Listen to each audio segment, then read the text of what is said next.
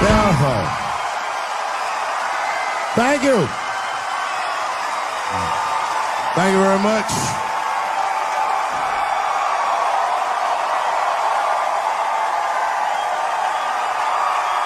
Thank you. What's going on? Good to see everybody out here tonight. Thank you. Hey, have a seat. Everybody be comfortable and relax. Oh my gosh, good to be back in Austin, Texas. It's good to know that plaid is back in. Most of the dudes I meet around these parts are dressed like a dyke in New York, so I'm glad to see that.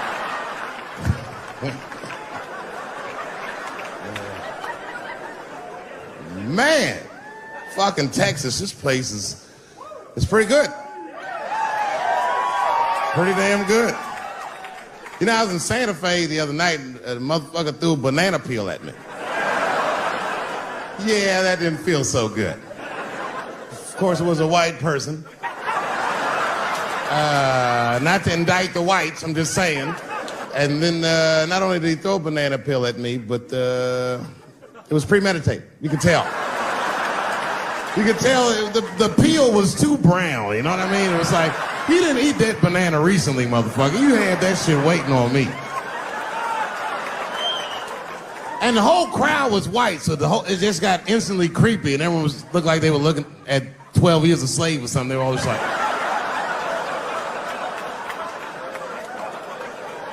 Who the fuck does that? And then they arrested the guy, which was...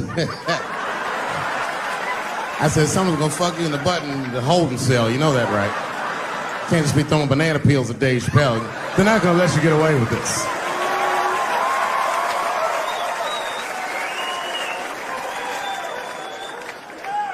And the press called me up like, do you have a statement? A statement? For a fucking banana peel? No! I don't have anything to say. This guy was like fucking famous for throwing a banana peel at me. 20 years from now, he's gonna be tucking his kids in the bed and the kid gonna be like, Daddy, tell him about the day that you threw that banana peel at that nigger in Santa Fe. Boy, I'll tell you what, that black motherfucker saw his name up on the marquee about a week before. I said, man, if I could just get close enough to meet him, throw a banana on that nigger and show him how. Fucking banana gate. I didn't even want to press charges. You know, this has happened to me before. No, seriously, not a banana. I live in Ohio, right? So this like a few winters ago. Oh, I didn't know you would ever clap for that. Well, all right. That's the first time that shit's ever happened. Ohio! Anyway, I live amongst the whites. Small town in Ohio. And it was wintertime, and it had snowed recently, so there were huge snowdrifts on the street. I was walking with my sister. Now, my sister was dressed in all Muslim garb, as were her children. And I was dressed as Dave Chappelle. And we were walking and just talking about something, and a car sped around the corner, and the window came down, and somebody threw a snowball and hit me right in my shoulder. I didn't know what was going on. Why was this happening? Because I'm black, because she's Muslim, because I'm Dave Chappelle. I couldn't tell. But again, I knew it was premeditated. Because who the fuck has a snowball in a warm car? Way through, lady, because he went around the corner and got stopped at the red light. He was caught in the traffic. So then I ran out into the street and I just tapped on his window. Hey, my man, can I just talk to you guys for a second? Come on out for a second. I just want to talk to you. There's 4 young white dudes in the car. They were like, just chill, bro. I said, relax. I just want to talk. Now, this is an old black trick. Really, I didn't want to talk. I was going to fuck them up. So, if you're ever caught in traffic and a black guy starts saying he just want to talk to you, don't open the door, nigga. Even if he's me, smiling at you. And they were like, chill, bro, just chill. And then the one guy in the back seat, I don't know what, he was just cockier than his friends. He was like, fuck it, man. I'll get out the car. And I started yanking on his door. Let me help you, motherfucker. Let me just help you out. And I didn't notice his window was down. And he threw a snowball and shit me right in my chest. Pow. He said, fuck you, you fucking nigger. And then the light turned green and they sped off. And I smiled from ear to ear. I looked at my sister and she said, I got the plates. And I was happy as shit because throwing a snowball at a motherfucker is a misdemeanor assault. But if you call him a nigger, and me and my sister start dancing, we gonna send this motherfucker to jail. Now, I didn't notice it, but while I was yelling at him, a crowd of all white people had formed because it was an all-white town. And I was like, uh-oh, I thought I was gonna get jumped. And one of them white guys stepped down and was like, I didn't like that at all. This is not what this town represents. I don't want this goddamn stuff in my vicinity. And another white guy was like, yeah, I didn't like it either. And then an old white guy stepped out of the crowd and said, young man, if you're going to fill out a police report, I would like to come with you and do the same. I said, you guys would do that for me? And the whole crowd said, hooray! I said, come on, y'all. I look like Malcolm X going to see Brother Johnson with a trail of white people.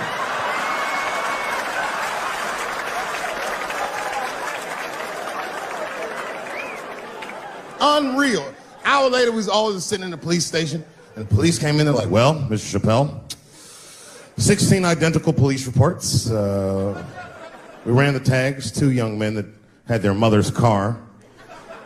We have all 4 suspects in holding. Their mother is here. It's up to you. Whatever you want to do. If you want to press charges, we'll move forward. Sorry about that, officer. I'm a little flustered. I've never been in a position where I could decide the fate of white children before, but it's weighing heavy on me, sir. And I really can't decide. And I saw a lady pacing back and forth in the hallway, and I said, is that? He goes, yes, that's their mother. Well, can I speak to her before I make a decision? And when the mom came in, she saw it was me. She busted out crying. Oh, God, oh, no, I don't want him to go to jail. I am so sorry. I didn't raise him to do this. We love your comedy. We love you at the house. I said, miss, please, just, all right, look, I don't necessarily want your son to go to jail either. But what he did was pretty fucked up. So, is there something we can do short of jail just to let him know that he's wrong? She goes, oh, I don't know. What did you have in mind? Miss, I've never been in this position before. Oh, you know what we could do? I don't know if I'm asking too much, but maybe if you could just suck my dick a little bit. Just a little bit. I'm not gonna finish. I just want you to do it enough so that I can tell him you did it. I'm kidding. I wouldn't do that to anybody's mother. Maybe my kid's mom, but that's it. Ebola was in Texas. Ebola made a visit. Killed that man in Dallas. 5 days that man melted to death. What happened to the brother in Dallas?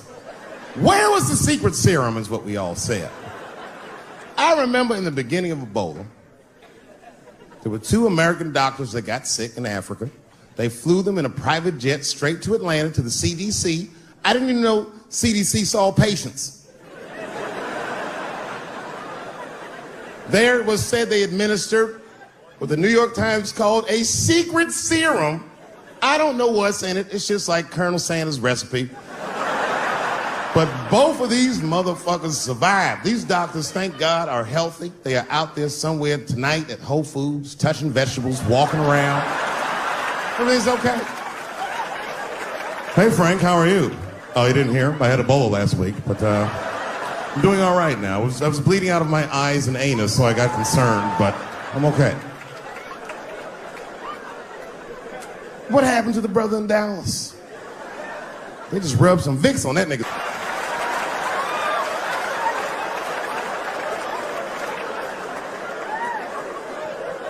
I knew he wasn't gonna make it. I already knew. Sad.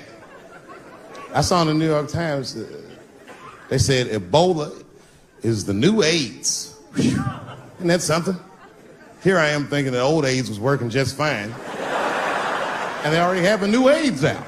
Isn't that amazing how they do that? Isn't it weird how there's a disease that just starts in 1980 and it doesn't kill anybody but niggas, fags, and junkies? Isn't that a fucking amazing coincidence that this disease hates everybody that old white people hate?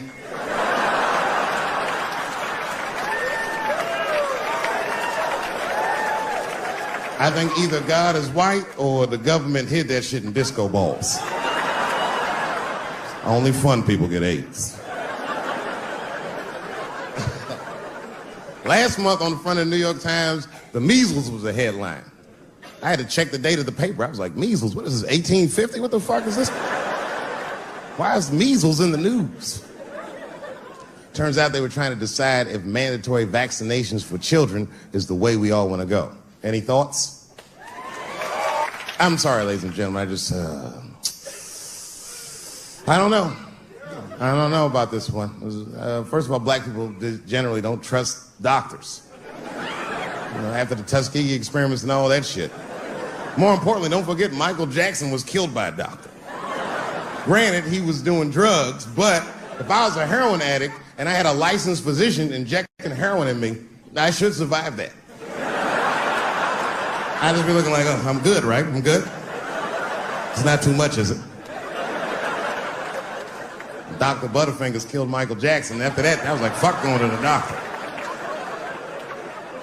The fuck am I getting my kids vaccinated for an old-ass disease like measles? This is ridiculous. You might as well give them a diarrhea shot if you're so worried.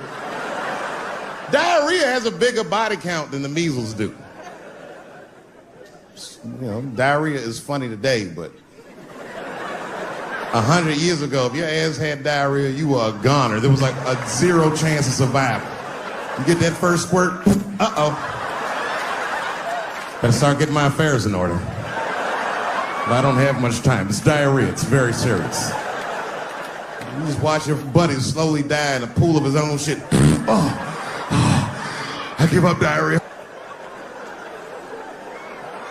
Nowadays, your buddy just be like, oh, well, you got diarrhea? Just eat a banana, nigga, drink some water, let's get to the club. Still make last call. Tough time for the blacks.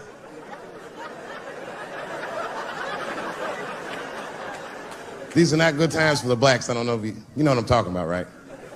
Police are killing us again. It's a very unfortunate set of circumstances because we were doing very well.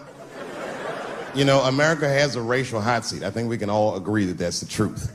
And we can also agree that that hot seat is traditionally occupied by African Americans in general, African American men in particular.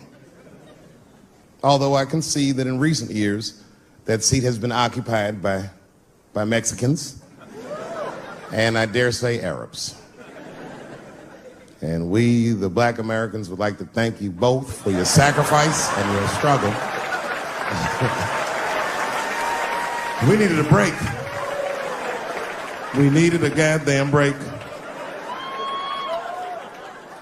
We all go through something, but at least I can leave my backpack someplace. If you Arab and forget your backpack, you got about 20 minutes before they send that robot to blow your shit up. Fuhad. Now ISIS is #1 on the terrorist charts. And ISIS is fucking scary. Because if ISIS catches you, they're going to cut your head off. That's what they do. I've seen them do it on YouTube. It was fucking awful. He looked right in the camera and say, Obama, I am back. I saw that shit. I said, oh my God. Don't like.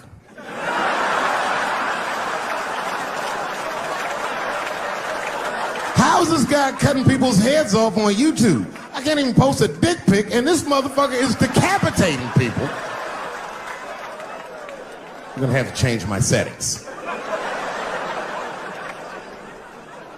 You know, everyone has it hard, but I think harder than black people and harder than Arabs and harder than Mexicans, you know who has it the worst? Fat black people.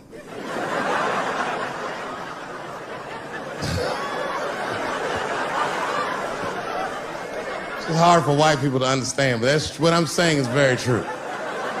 fat black people have a really rough road because all manner of things kill white people. But you know what kills more black people than anything, more than police and terrorism? Salt, nigga, regular. Here, white people are getting Ebola cures and shit, and meanwhile, I'm dying from fucking the flavoring.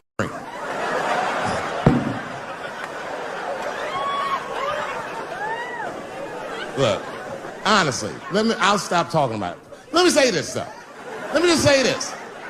Can we all just say that we've seen it coming? Were you surprised? It's like when that guy threw that banana at me. Do you think I was surprised? Hell no. I've been in show business 30 years. I was expecting this banana. I knew one of these nights, it's like somebody gonna throw a banana at me one of these nights, niggas. Because that's how it starts, with the name calling. Like that Paula Deen. Remember Paula Deen got fired from the Food Network? If you know anything about show business, it is really hard to get fired from the fucking Food Network. And they dropped that bitch like a hot potato. All because she called somebody an N-word 30 years before she had a show. I don't know who she said it to, but whoever it was just looking at her like, I'm gonna get you for this bitch. That shit came back 30 years later like a Bill Cosby rape and sunk a battleship.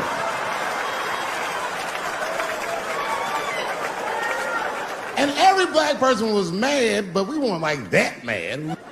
I was just like, well, how's this bitch gonna call me a nigga when she taught me how to fry chicken? That's not fair.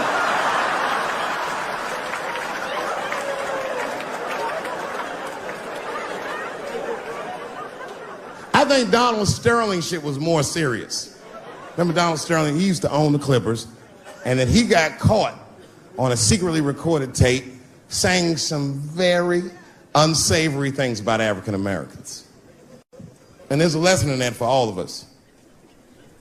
The lesson is, if you are old and white and racist in this great country, whatever you do, don't tell your black girlfriend about that shit, because that's who made the tape. She recorded all that shit, and the tape was terrible. He was like, stop bringing these black guys to my games. First, we're all confused, like, well, how the fuck are you gonna have a game without us? But it turned out that the black guy he was speaking of was none other than Magic Johnson, the billionaire. Unbelievable. Never even mentioned the fact that he had AIDS, which is...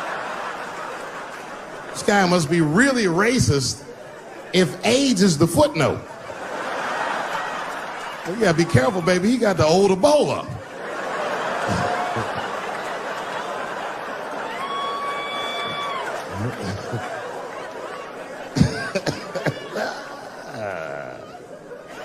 You can say what you want about that girl, but I'm gonna tell you right now, she is a goddamned hero. Because you might have thought these things were happening before, but now you can see it all in front of you without a shadow of a doubt. That shit actually went down. She sucked that old guy's dick. She really took one for the team on that one. That's really gross. This dick is like 80 years old. It's like tasting history. Like 5 wars on it, civil rights movement, Great Depression. This guy's been fucking from 40 years before Bill Cosby's first rape. This is a very old man. It's a very old penis. But all that shit is still, it's just name calling. Like, name calling does not break the modern black man. That's not gonna do the trick. I don't give a fuck about that. Like, if I went to Kentucky Fried Chicken, Ku Klux Klan, hood on top of their head, what do you think I'm gonna do in this day and age? Run out of Kentucky Fried Chicken? Not if I'm hungry. I'll go straight to the front. Hey, man, let me get a 2-piece. I don't give a fuck what he says. You want a biscuit with that, nigger? I thought it came with a biscuit. What's all this attitude? I want a 2-piece. Chop, chop. You know what it is. But I'm not going to be mad. Why would I be mad? He's the one that's got to work at Kentucky Fried Chicken, not me.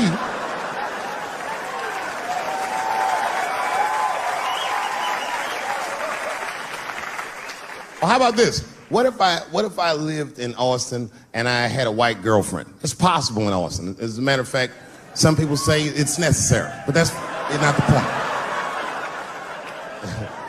And me and my white girlfriend at home one night, and we're just doing what lovers do. Maybe she's butt naked and she's down on one knee, giving me a hand job. I love a good hand job. And she's really jerking me off. You know, getting her obliques nice and tight. I got a huge dick, so she's like, And I'm like, wow, this really feels wonderful. I think I'm gonna come, nigger. I know, that's a tough one. But what do you think I'm gonna do? Hey!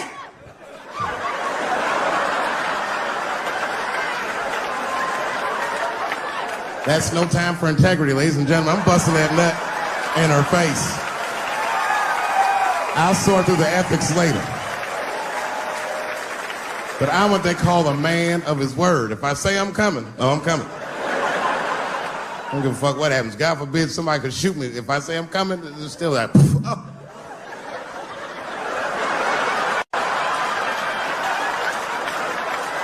Doesn't mean I like getting shot.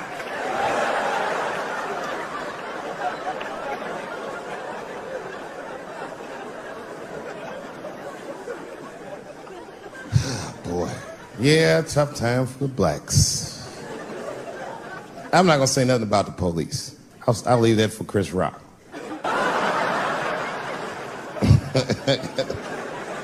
The other big sports story was fucking Ray Rice's tape. Anyone see that Ray Rice tape? I can't stop watching it. It's fucking awful. It's the most violent thing I've seen happen to a woman that was shot in color. Really fucking bad. Like, if I could have froze time at that moment and gave Ray Rice some advice, I don't think there's any way possible I'd be like, you should punch her in the face. It's a fucking terrible idea. At the same time, I also believe she shouldn't have rushed him. What the fuck was he like? Yo, you can't beat him. It's don't rush a motherfucker that's trained to stiff arm people in the clutch. He's gonna get the upper hand.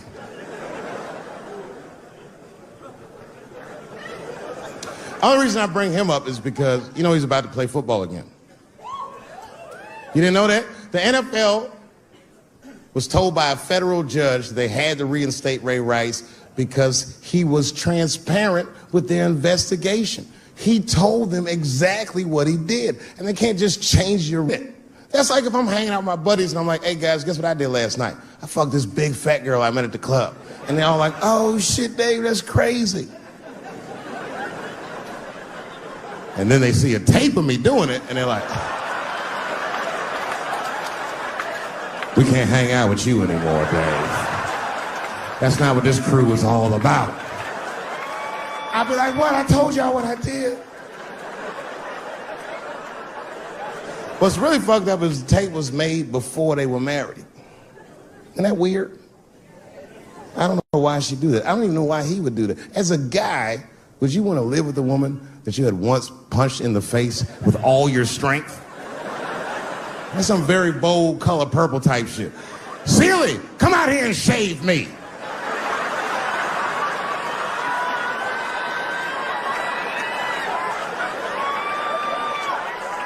You out of your fucking mind?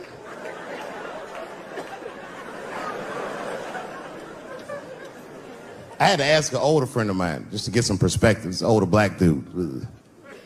Actually, the fairest person I've ever met. And I asked him, I just said, hey man, I said, did you see that Ray Rice video? And instantly he was like, David, that shit was disgusting. I wonder what she said to him.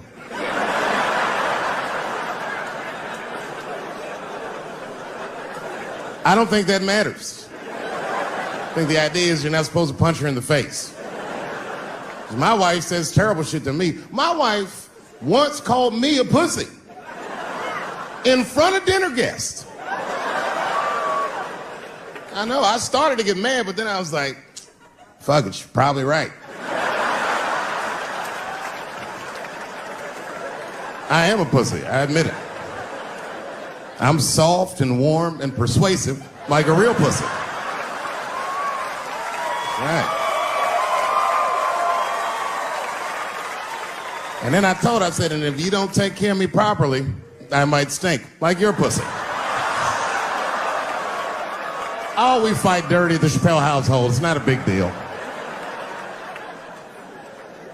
No. If you want to get to the bottom of a matter of the heart, what you're supposed to do is ask a woman. Now, actually, there's two women that I know. They're both college professors in this little area I live in. And I meet them twice a week at Starbucks for coffee. Talk about important shit. And I asked the girls, who's Ray Rice? After he punched her in the face with all his strength. And one of my girlfriends said, David, you need to wake the fuck up. She's staying for the money. Well, now, wait a minute, because my other girlfriend was like, I disagree. I think that she actually loves him. And I said, wait a minute, ladies, you know what? I think that you're both right. And what I was doing when I said that was preserving the possibility of a threesome with these bitches. I've been chipping away at this pussy one cup of coffee at a time for like 4 years. I was gonna throw all that hard work away over some Ray Rice shit. I don't care that much.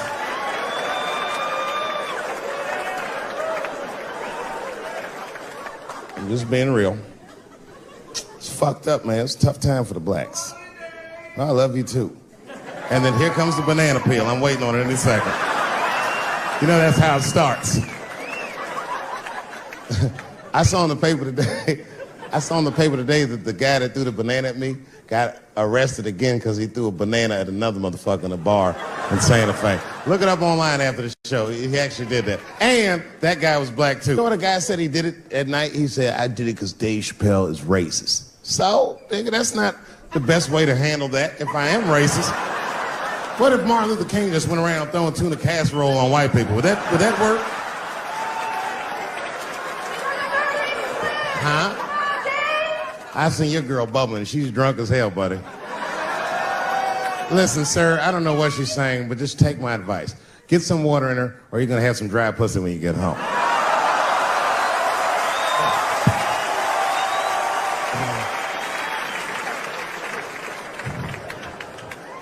His dick's gonna be shaped the fuck up tomorrow.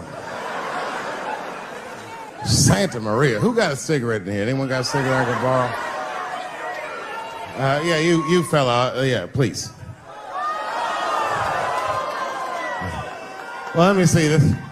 This is a Marlboro menthol. This could have been anybody. If it was a Newport, I'd be like a black dude threw that up. But a Marlboro menthol, that's one of them riddles.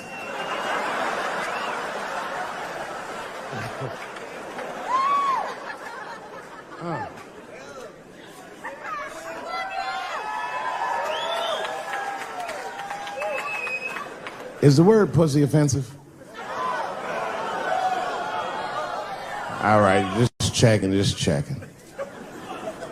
I asked that crowd when we was in Denver, I said, is the word people? One was a woman in the front. She's older than me, maybe around my age. Definitely a feminist. You know what I mean? Short haircut, plaid shirt, you know what I'm saying? And she didn't say it offended her. What she said is she said, I'm uncomfortable with that word. And I was like, really? You? And then before I could ask her why, there was one other guy. He was in the balcony. Now, I don't think he was saying this to me, but he said this. Everybody heard him say it. He goes, it's delicious.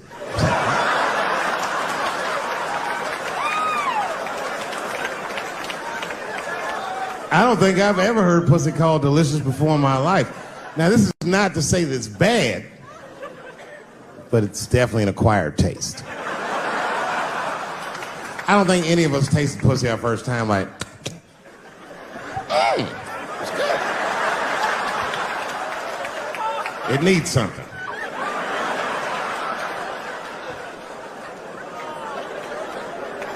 You know, it's illegal for a gynecologist to say the word pussy.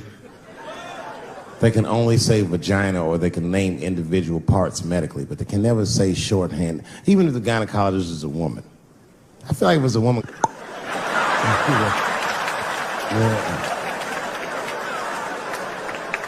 I don't think men should be allowed to be gynecologists. That shit is a conflict of interest.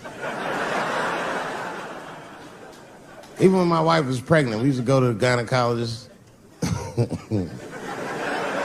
And he put her legs up in that stirrup like this. He'd be like, all right, Miss Chappelle, just try to relax. I push it back up, motherfucker, I got this. Just tell me what to look for.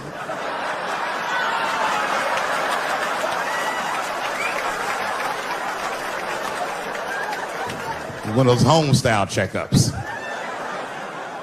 There's too many ethical questions when men do that. Like, can a gynecologist lose their license for smelling their fingers during an exam? Is that illegal? How could they not? These are men. It's like if you have a good barbecue, you don't even think about it. You just...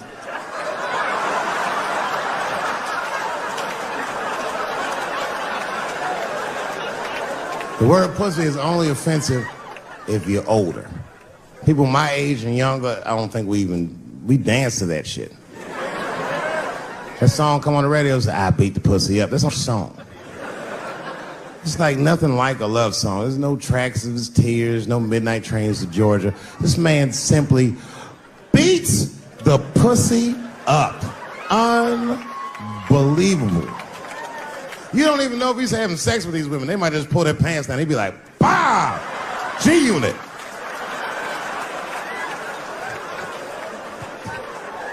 Like you'll be watching HBO. Hi, I'm Larry Merchant, standing here ringside with the pussy after a devastating bout with 50 Cent. Pussy, come over here and let me talk to you for a second. My God, you look terrible. Your lips seem to be swollen. You're bleeding a little bit. Tell me, pussy, what happened inside of that ring with 50?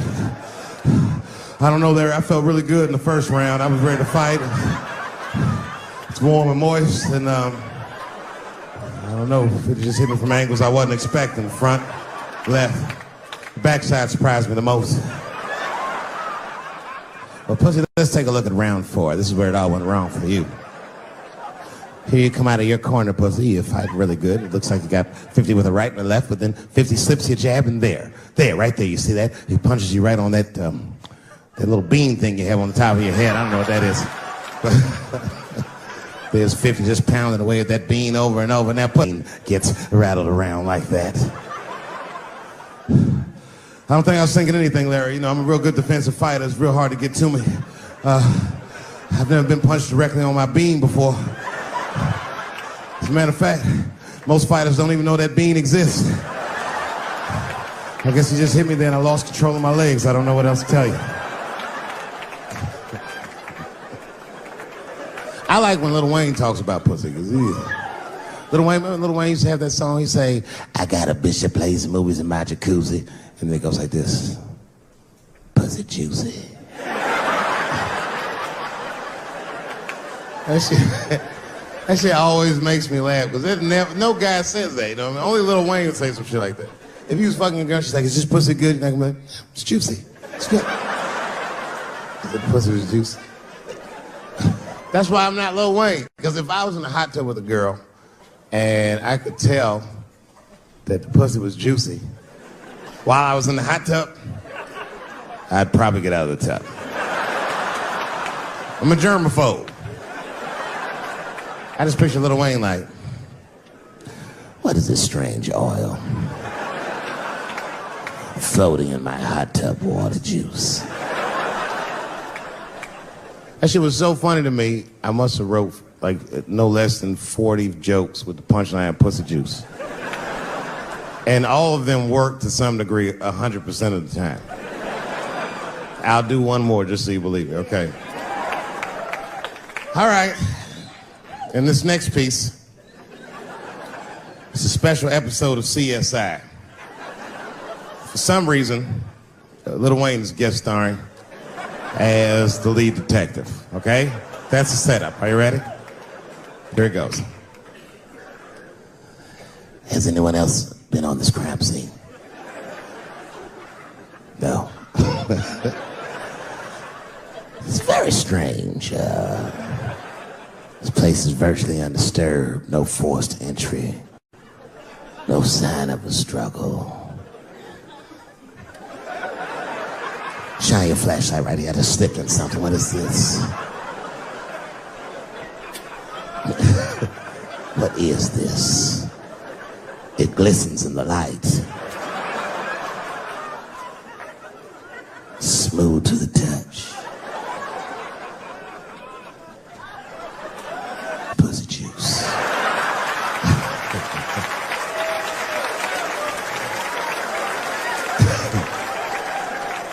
She must have been sitting Indian style. 39 more where that came from.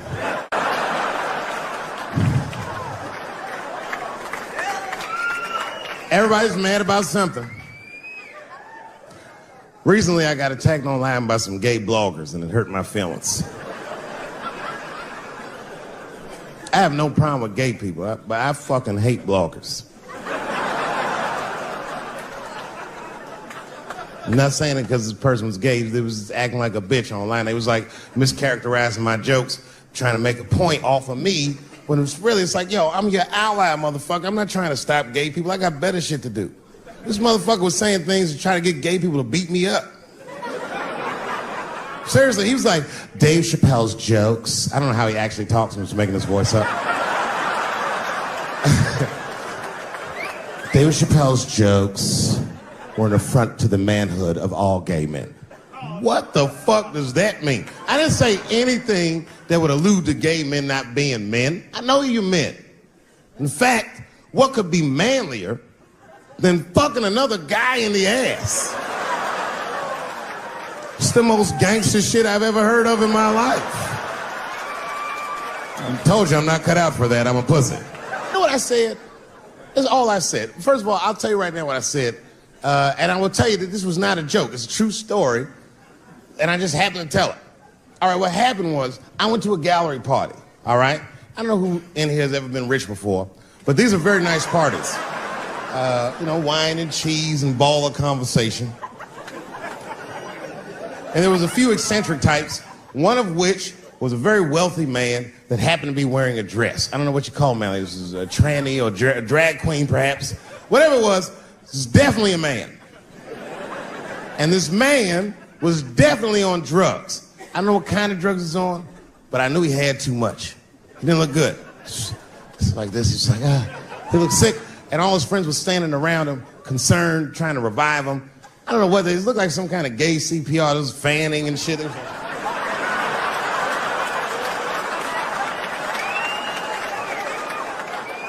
I saw all this from a distance. Now, I should have minded my own business, but I got curious. I was like, oh. And I went over there. All I said, excuse me, gentlemen, is he okay? And then they looked at me like I was evil. She is fine. I'm sorry, I didn't know this is what we were doing. Here's my thing. I would support anybody's right to be whoever they feel like they are inside. I'm your ally in that. However, my question is, to what degree do I have to participate in your self-image? Is it fair that I have to change my whole pronoun game up for this motherfucker? That didn't make sense. Seriously. If I put on an Argyle sweater and I'm like, hey everybody, I feel like a white guy in this sweater and I want some goddamn respect and a bank loan. That's not gonna work. Give a fuck how I feel. Why should I give a fuck how you feel? Nigger is a pronoun. But there was no time for philosophical debate. This was an emergency situation. I said, fine. Sorry, guys. I was just worried because she looks terrible. And she just fell off the bench. Appears that her dick is popping out of her dress. You mind if I call an ambulance, champ? I'd rather not be at a party where a tranny ODs. There's too many questions to answer.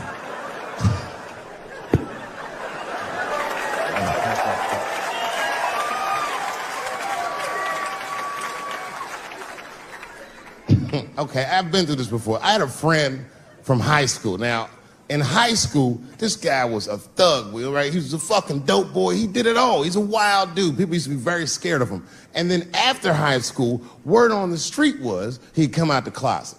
I personally didn't believe it. I bring him up because last year, he calls me out of the blue like, yo, what's up, man? I got your number from so-and-so, and I heard you're going to be in New York doing a show. Could I get some tickets? I was like, fuck yeah, get some tickets, man. How you been? He said, well, we'll catch up at the show, man, but yo, I appreciate it. I'll see you soon. I said, all right, man, take care. And I was about to hang up, and I couldn't resist. I was just like, hey, nigga, I heard you was gay. What's going on with that?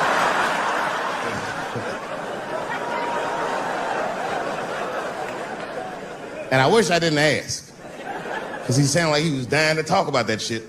And he had a long story about it. And it's not that I didn't care, but I was, I don't like talking on the phone. I was watching TV at the same time. So I just wasn't really paying attention like I should. But I was trying to sound supportive, but I didn't really know what to say. So I just like mumbling shit throughout this conversation. I just be like, nigga, you gay, man. You just gay. This went on for a while, and then finally I had to say something like definitive to get him off the phone. And I was like, hey, man, you know what? Don't let people get you down, all right? And the next time someone tries to make you feel bad about yourself, just remember, everybody fucks funny to somebody.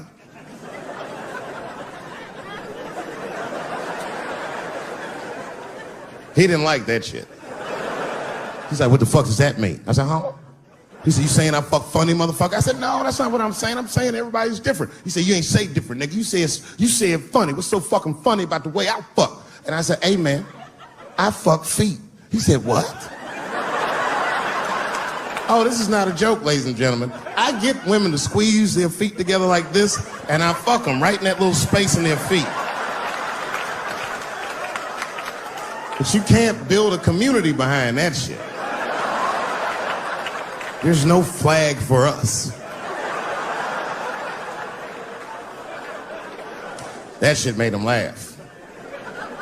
And the next day, after the show, I saw him backstage. He was like, yo, what's up, man? I'm like, oh, shit, what's going on? And he had his buddy with him. He goes, Dave, I want you to meet Manuel.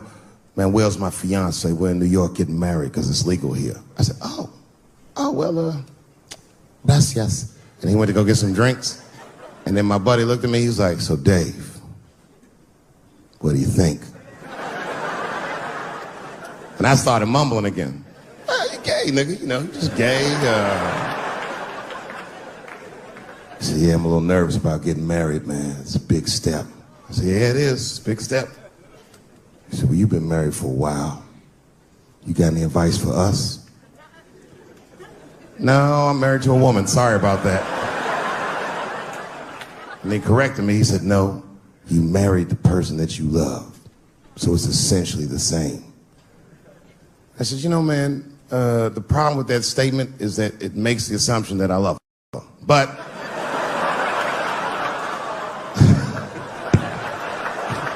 you guys lighten the fuck up. Of course I love my wife.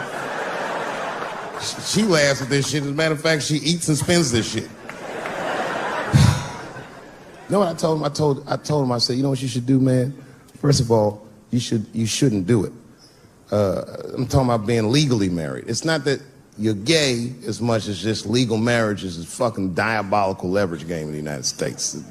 I'm just being honest. Devoid of religious significance or the idea of love, marriage is nothing but an awful contract that you shouldn't sign. I'm just being real. Because you start out loving each other, and then like 2 years later, you're just building a case against one another for a hypothetical court date that may or may not ever happen. You throw being gay on top of that, that shit is explosive. Like I said, Ray Rice shit. Okay, right after Ray Rice went through all that shit, I was at a party and I met this kid, Michael Sams. You know Michael Sams? Very nice guy. He's the first openly gay NFL player. And Mike's a very nice guy, very brave guy. But when I met him, I couldn't help but thinking, his wife up in the elevator. Is that domestic violence, or is that just two niggas working shit out in the elevator? You know what I mean?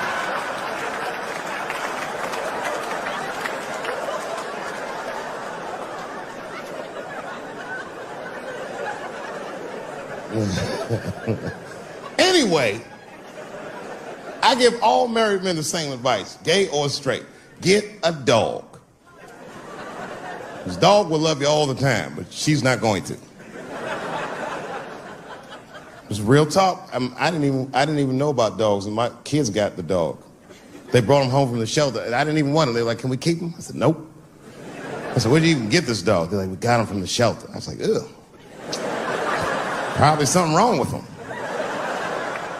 Can't keep him. And then my kids started crying and screaming like the dog had gambling debts. Please, Dad, if you don't let us keep him, they're gonna kill him. I was like, oh. All right, you can keep him. And this dog was a menace. I hated his guts. Then one night I smoked a bunch of weed and I was eating a sandwich and Baba came over. Baba's the dog. He came over and was staring at me. This will make you very uncomfortable if you're just looking at you usually.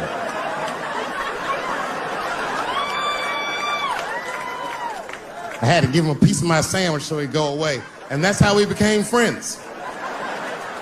Now, if you see me walking down the street with Baba, I ain't got no leash or nothing. He walks right next to me. If I stop, he'll stop. And if I go, he'll go. And all my friends are like, yo, Dave, that shit is dope. How you train Baba to do that shit?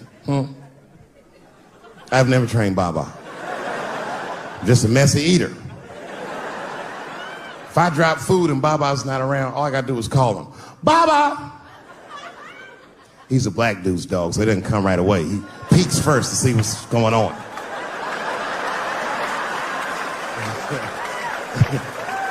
I gotta tap my foot so he can see the food. Over here, little buddy. And he's like, thanks, Dave. He'll come get it and run off. But he knows all my habits. Like, if he smells weed in the house, he'll be like, nah, this motherfucker's about to eat. And he'll just come running.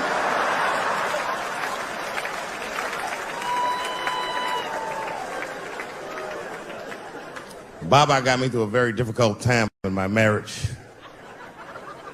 We spend the most time together. Like, it's not that me and my wife don't spend time together, but we've been married so long, it's like we don't talk. Like, I don't know if anyone's married here, but if after 10 years, all that chatty shit goes away. You've said it all.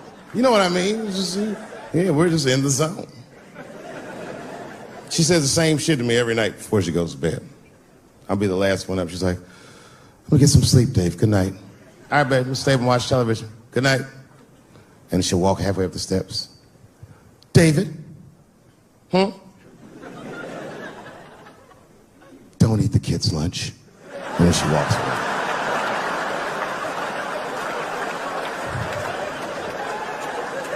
Well, the crazy shit is I don't even eat their lunch anymore. Back in the day, I used to eat that shit. You know how that goes. I might smoke some weed in the middle of the night and she'll leave neatly wrapped sandwiches all over the kitchen. I'm gonna eat it. What's the big deal? Why can't you just make another one in the morning? I mean, it's like, I got sons anyway. And sons love everything their dads do. My kids will be at school the next day, just look like, oh, Dad bit my sandwich. Oh, shit! You could trade that sandwich for something better. What I'm doing is adding value to their lunch. She doesn't understand these types of things. Anyway, she gets mad at me. Well, she's mad at me now because I got myself in trouble. I got myself extorted, which happens in this business. I come home from the road. There was a FedEx sitting on the kitchen table, and it was addressed to me, so I opened it. I don't know who delivered it. And there was a video cassette inside with a note written on it that said, gotcha. Oh, my God. Can you imagine? I freaked out. I tore the whole house apart. Trying to find the VCR. I hadn't seen a tape in like over a decade. And I watched the tape and it was awful. They got me. It was a tape of me. I was fucking a girl, okay? But it was from before I was married. But it was not a good look. And I felt sick to my stomach and I looked up at the clock and then I saw my wife was coming home in 10 minutes and I just panicked. I jerked off to the tape real fast and then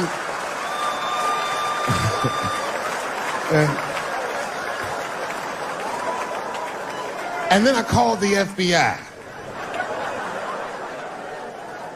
Much better. I mean, they didn't say they were going to catch him for sure, but they had the demeanor of some competent people that would catch him. So I didn't worry about it too much. And then not even a week later, 5 days later, I come home and there's another video cassette just sitting on my porch. As soon as I saw it, I just called the police like, they've done it again. You should probably look for a guy with bell bottoms on because I don't know who the fuck is sending tapes.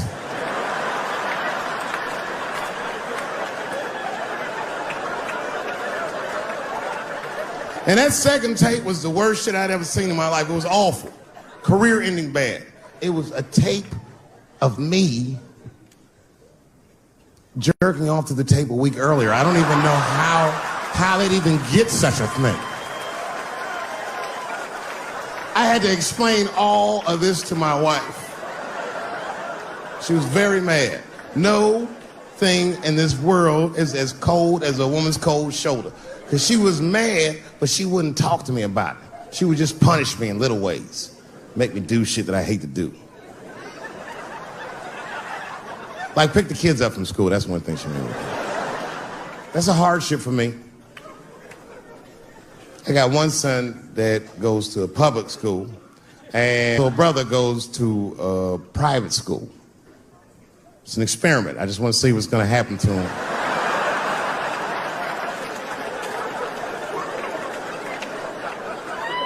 But what's weird is my little son in private school, he's like my thuggy son, you know what I mean? I don't know where he get that from. He's not getting it from me. And he's definitely not getting it from that school. That school is it's a liberal school. It's the kind of school, it might be like 12 black students in the entire school. And I'm the only black parent.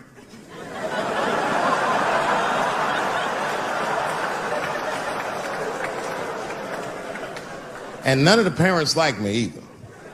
Not because I'm black, but just like they don't like how I roll. Because I be showing up late all the time, and I'm like in a Porsche and a blasting music that they don't like. You know, the music be like, I'll beat the pussy up, and I pull into the parking lot. I might be smoking a cigarette with the kids in the car. Then I pull into like that handicap space. And then when I get out of the handicap space, they always want to say some passive-aggressive shit. Morning, Dave. Don't know if you noticed, but you actually parked in the handicap space. Huh? Yeah, you know what, Frank? I did notice. But who is this handicap guy we're all waiting on that never shows up?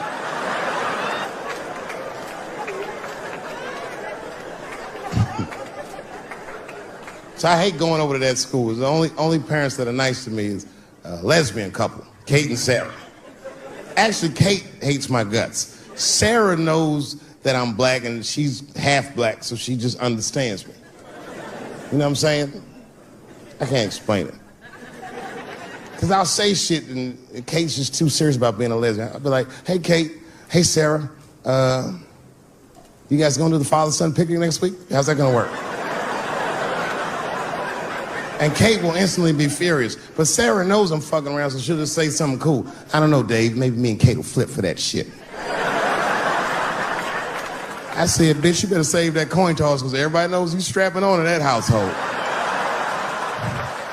And then Kate will turn bright red, but Sarah just fist bump me like, you right, nigga? It's me. Huh?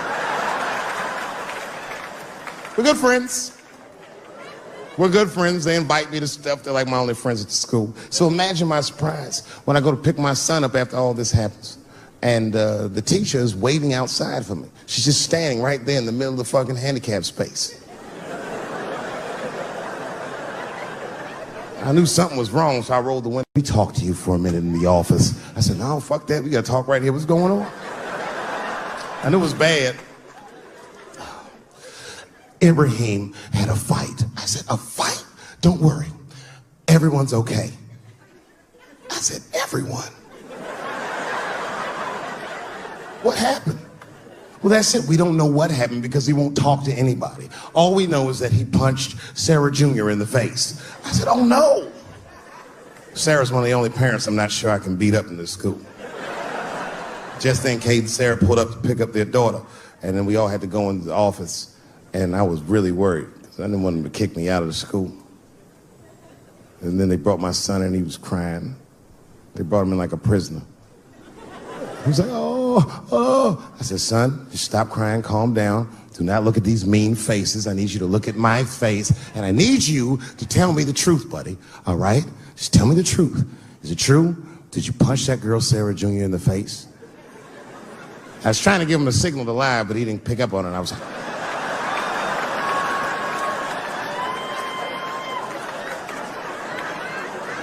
he wasn't paying attention. He said, yes, Daddy, I punched her face. I said, oh, my God. Why? Why would you do that? You're not supposed to put your hand... So gangster, it scared all the parents in the room. He was like, because she had it coming. I said,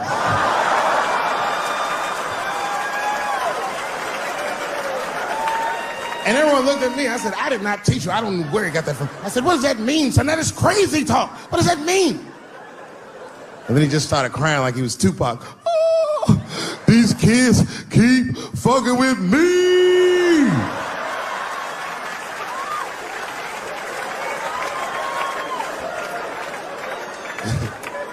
I told his teacher, I said, well, now wait a minute. This kid is a lot of things, but he's not a liar.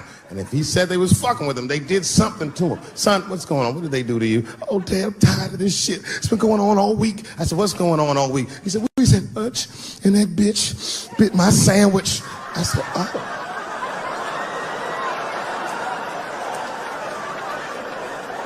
He said, it's the 4th time this week. I'm tired of this sandwich biting bitch. I said, stop using that word. Let's go home. That's a quiet car ride home. We got to the house, he just ran right up to his room, slammed the door. His mother came downstairs. By then, she had heard about everything. She was looking at me like, oh my. She said, you bit that goddamn sandwich, didn't you, Daddy? I said, I'm tired of you accusing me of shit.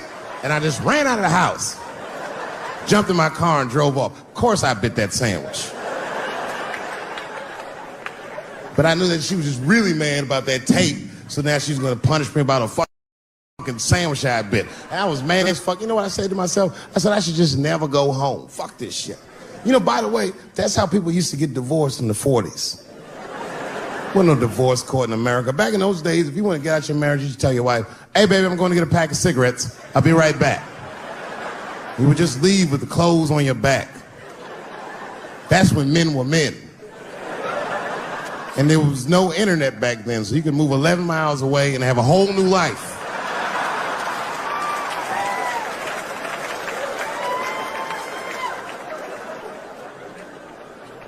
But I ended up going back home.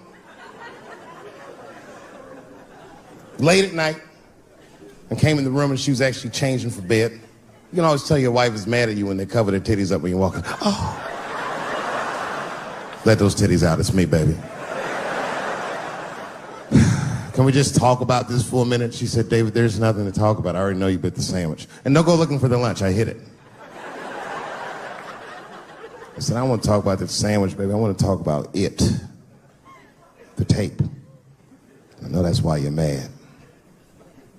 It was a very difficult conversation. I had to crack a few jokes, and we started talking, and then she cracked a few jokes that hurt my feelings, honestly, but...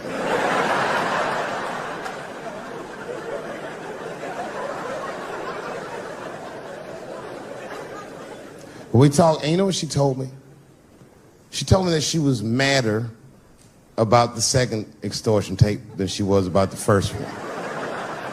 Which doesn't make sense at all. What's wrong with a guy touching his own private parts? It's my own business. It's not like I do it all the time. As a matter of fact, sometimes I do it for her benefit. A lot of guys do this. It's called the mercy jerk. That's the one that happens in the middle of the night when you're about to roll on top of it and you see her face and you're like, she looks tired. That takes a lot of love and discipline to back out of a room with a rock hard dick. Sometimes I don't make it. Uh-oh. Someone fell asleep with their socks off, didn't they? You can't rape feet. You can't rape feet. Only time I jerk off now is in the game. Sometimes she'll tell me, Dave, I'm going to take the kid to my mom real quick. Probably back in a couple of hours. A couple hours?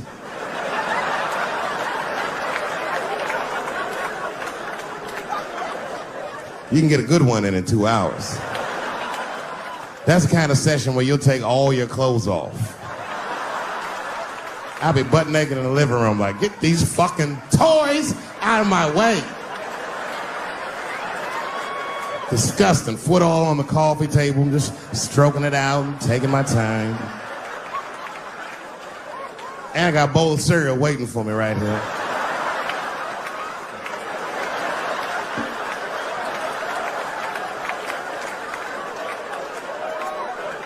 That's when you have the privacy, you can have a loud orgasm. I miss those. Ah! Ah!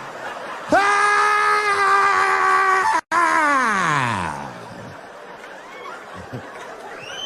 You know, when a guy busts a nut, like right after that, there's a window of like 6 minutes where he does the most rational thing he ever does. That's when he's always horrified. Ah! Oh God, what have I done? Oh my God, it's everywhere. Ah! Thank you very much, Austin, Texas. I had a wonderful time. Be well, be happy. Good night, everybody.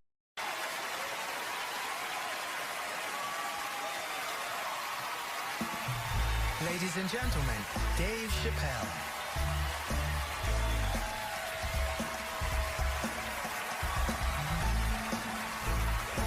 Thank you. Oh boy, I'm very nervous. No pressure. During the Civil Rights Movement, I can't read what's on the teleprompter. Some about Black America and white America. There's Black Americans and there's white Americans. We're all one America. So if you don't mind, this is not live, is it? I imagine whatever I say, you could just edit it out. Let's try it a few ways. Lou, are you in the booth? I am. All right, good. You know what, Lou? Let's just play around with it and see if we can get it right, get this clip package on, and then let me go home, all right? You got it. All right. Ready. All right, count me in. 5, 4, 3, 2, 1. Wu-Tang. I'm just with you, Lou. Let's do it again. We're gonna do it again. We'll get it right. Here we go, Dave. 5, 4, 3, 2. You know, when I was a comedian starting out in Washington, D.C., right here in this city, 1988, I'll never forget this. It was a comedy club owner that banned profanity from his comedy club. He said it offended his audience, and this was a cause of major concern for all the comedians in the circuit. And we all called a meeting, and we had the owners come, and it was the club owners, and it was the comedians. It was the classic labor dispute. The club owners laid out their case. There cannot be profanity in these clubs because that offends people. And there's a comedian who's still a good friend of mine to this day. He lives right here in Washington, D.C. He stood up and he said, he's black, I should tell you because it's important to the story. He says, I use profanity because I live a profane lifestyle. He says, I don't have an insect infestation in my house. I have roaches.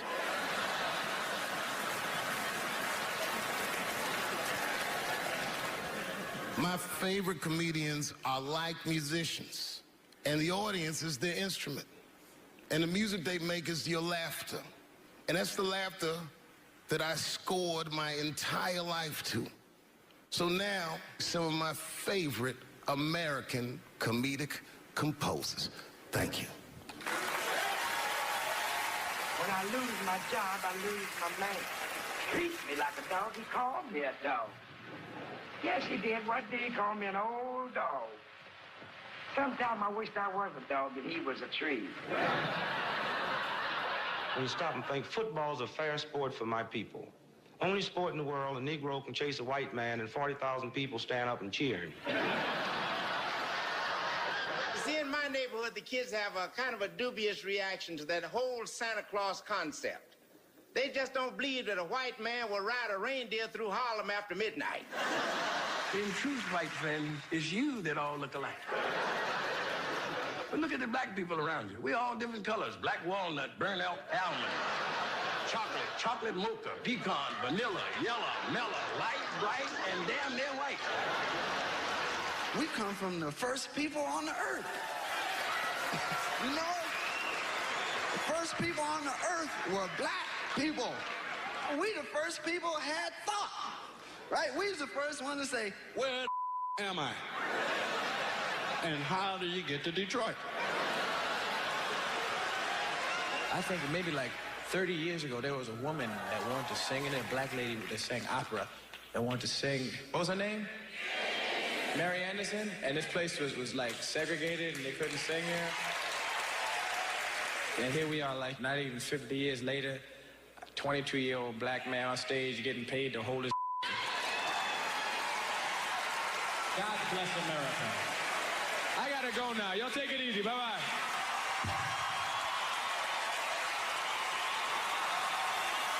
Janelle Monáe, Will Smith, Common, Gladys Knight, and John Legend when we continue. Yeah, man. Well, you ladies are right. To be honest with you, your lives look terrifying to me. They do, man. I know nothing about being a woman, but I know fear. Yo, I used to live in New York when I was 17, and I couldn't even pay my bills. You know what I did to make money? I used to do shows for drug dealers that wanted to clean their money up. One time I did a real good set, and these motherfuckers called me in the back room. They gave me $25,000 in cash. I was probably 18 or 19 years old. I was scared. I thanked them profusely. I put that money in my backpack. I jumped on the subway and started heading towards Brooklyn at 1 o'clock in the morning. Never been that terrified in my life. Because I never in my life had something that somebody else would want. I thought to myself, Jesus Christ, if motherfuckers knew how much money I had in this backpack, they'd kill me for it. Then I thought, holy shit. What if I had a pussy on me all the time?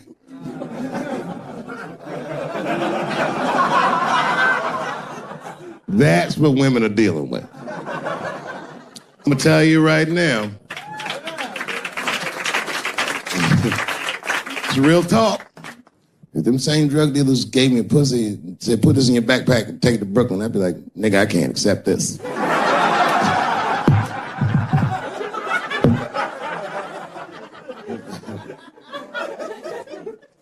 I empathize, man, you know. Everybody gets mad because I say these jokes. But you understand that this is the best time to say them. More now than ever. And I know there's some comedians in the back. Motherfucker, you have a responsibility to speak recklessly. Otherwise.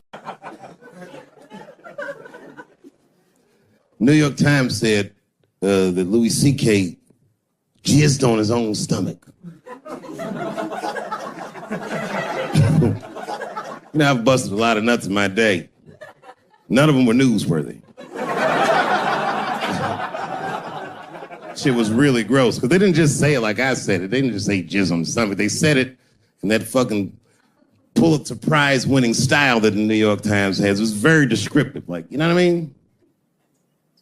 Louis C.K.'s semen shot out like a volcano of misogyny, slowly drizzling down like lava, covering his freckled penis as it slowly dripped to a fiery crown of red hair. Jesus Christ, I'm trying to eat some huevos rancheros and these niggas is...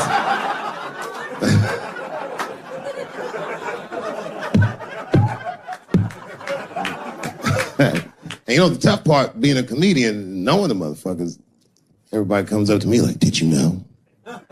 Did you know what Louis was doing? No, bitch, I did not know. The fuck you think we talk about at the comedy club? Hey, nigga, how was the weekend? Great, man. I was just jerking off in faces and coming on my own stomach, having a good time. You know how this business is. No, I didn't know. They act like we sit around like Grease. Tell me more, tell me more. Then she put up a fight. Dun, dun, dun, dun, dun, dun, dun, dun, dun, dun. Sorry, I don't know the choreography, but you get the point. You get the point. She was intense. But Louis was like the turning point. I mean, you know, all these allegations are terrible. Louis was the only... I shouldn't say this, but fuck it. His allegation was the only one that made me, like, laugh. Well, if you think about it, because all his friends is reading it, and he's jerking off, and he's surprising people. He's surprising me.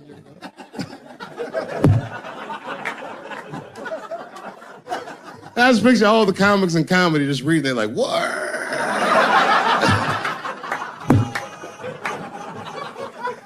It's terrible. I know it's terrible. I'm sorry, ladies. You're right. You are right. But at the same time, I mean, you know what I mean? I don't know. Jesus Christ, they took everything from Louis. I was like, I don't know, it might be disproportionate. I can't tell. I can't tell. This is like where it's hard to be a man. One lady said, Louis C.K. masturbating in front of me ruined my comedy dreams. Word? Well, then I dare say, madam, you may have never had a dream. Come on, man, that's a brittle spirit. That is a brittle-ass spirit, nigga. That shit is too much. This is a grown-ass woman. You know what this shit is like? It's like COINTELPRO. You know what that is? It's a program that the FBI had under J. Edgar Hoover. In this program, one of the many things they did was they would track the sexual habits of anyone they considered an enemy of the state. It was a lip button. That's why they got all these fucking sex tapes with Martin Luther King fucking bitches. But lucky for us, he actually had a dream. You think if Louis C.K. jerked off in front of Dr. King, he'd be like, I can't continue this movement. I'm sorry, but the freedom of black people must be stopped. I didn't know this nigga was gonna pull his dick out and jerk off like this. I just thought we were gonna get a couple of drinks and chill. Show business is just harder than that. Them women sound like, I hate to say it, y'all, they sound weak. I know it sounds fucked up, I'm not supposed to say that, but one of these ladies was like, Louis C.K. was masturbating while I was on the phone with him. Bitch, you don't know how to hang up a phone?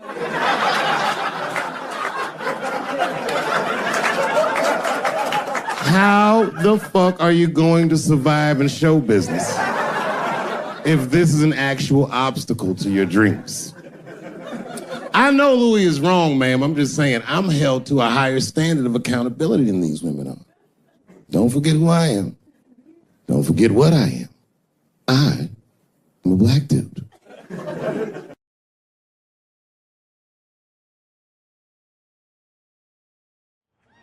Well, this has been fucking wonderful. I don't know what to say, man. I don't even want this night to end.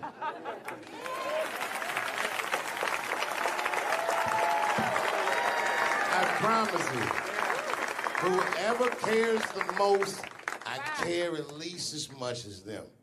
I know what I got, because I lost it all. I gotta tell you something, and I don't talk about it often. Have you ever worked all your life for something and have it not work out? That happened to me. It was tough. Think about it. I was gone for 12 years. It's not a little bit of time. It was hell. I watched other niggas that I knew become very famous. I watched the world go on without me. I mourned the loss of it. And after a while, I didn't care. Coming back was terrifying. I understand what I am. I really do. More than anybody. Like when they write about me in history, I'll be dead reading it like, yeah, I know they'd say that. They say that a person can't dream of a face they've never seen. Can't believe that's true. But it's probably true. Boy, I got a long bank of faces. 32 years, I could close my eyes. I could think of any night. There's so many faces. Every night, most nights, they're all looking up, smiling. You have no idea what the world looks like from there. All different races, all different colors, all different kind of beliefs, just looking at me, smiling for 32 years, night after night.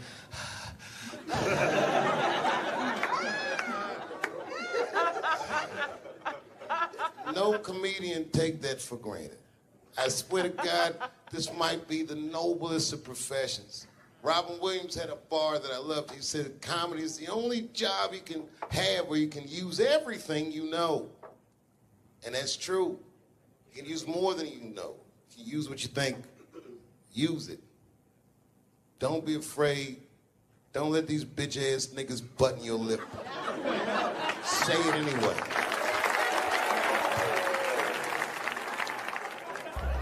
I first became aware of Dave Chappelle right around before the first Study Professor, because I was supposed to play that role that he played.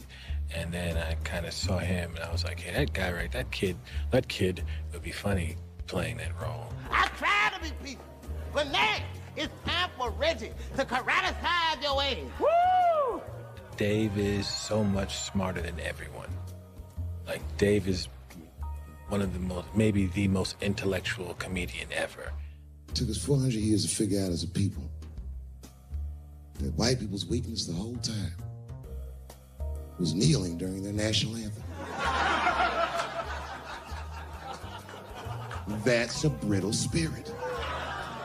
That's right, nigga. On the rockets, regular. Ah! Ah! What are you doing, nigga? Stand up! He stretched the art form and his impact on the culture. He is the voice of his generation, without question. Nobody's even close to him. Thinking? No, I've had to learn, and that's where Dave Chappelle has been a wonderful friend and mentor. What did Chappelle say to you that helped you with that? Chappelle said to me, we were doing a show at Radio City together. It was during his run. Right. And I was on one of the shows, and he said to me, I said, man, what am I going to tell these? Because I was like, I'm going to do comedy before Dave Chappelle. I was like, Dave, what am I even doing here? And Dave said, and I said, I don't even know if I'm funny enough to be here. I said, you're nice, and I think I'm a really funny guy, but what am I doing here? And Dave said, look, man. He said, you don't understand something. He said, you're not here because you're funny. He says, I know 100 funny motherfuckers out there. He said, you're here because you're interesting. And he said, anyone can be funny. Not everybody can be interesting. Not everyone can make an audience listen to what they're saying. Not everyone has a wealth of life experience that makes people want to know what they have in their minds. And so that changed my perspective on silence. And so now, if I can hear that an audience is listening, I'm engaged. Well, that is a great piece of advice, not only for comics, but for anybody. Right. Because, wow, the thing that I love about Chappelle, and you just identified it, is he will go. He's interesting. And he is an interesting guy. He's the most interesting man I've ever met. That's what makes Dave Chappelle. Many people are funny. There's a lot of funny stand-up comedians all over the world. Yes. But what makes Dave Chappelle is that he is interesting. It's how he sees the world between the jokes. But all jokes aside, Kevin Spacey shouldn't have done that shit to that kid. He's 14 years old and was forced to carry a grown man's secret for 30 years. Jesus Christ, he must have been busting at the seams with that one. The saddest part is, if he were able to carry that secret for 6 more months, I would get to know how House of Cards ends. Loved was, I can't believe that I've been in this business long enough that we're like the older guys now. And it always blows my mind that I'm like 5 years older than Dave Chappelle, because he was already a made guy when I came in. So I always look at him like he's got 10 years on me, or 15. And, just when I watch his act, I'm like, this guy's clearly been doing this a good couple of decades longer than me. And the reality is, I think he's only been doing it like 6 years longer than I have or something like that. He's fucking amazing. And what I love, too, is just he's that same, with all that's changed, everybody getting offended, all of this fucking crap, how you get in trouble, he hasn't changed at all. He's just like that same guy that I saw way back in the day when I used to go to the Boston Comedy Club and watch him go on at like 2 a.m. and just start murdering at 2 a.m. And I remember I used to always sit there going, how do you do that? How are you that funny at 2 a.m. in front of a crowd that gave up on the show like an hour ago, and they're tired and they just want to go home? That second he steps on stage, boom, he just starts fucking killing. Dave's a beast. Dave's a beast, man. That's the only man that puts a little fear in my heart. I'm like, okay, it's real. What's he doing? Do you watch him? Watch him? Totally. You study? Totally. I got Chappelle. I got an app. I follow him. I'm like, You know, my man Prince Paul always says, competition keeps you in condition. True. You know? So, yeah, that's my man right there. The other real special shout out I gotta make, because none of this would have been possible on any level without this person, is my mother. Mom. My mother. Mom. You have no idea what I put this woman through.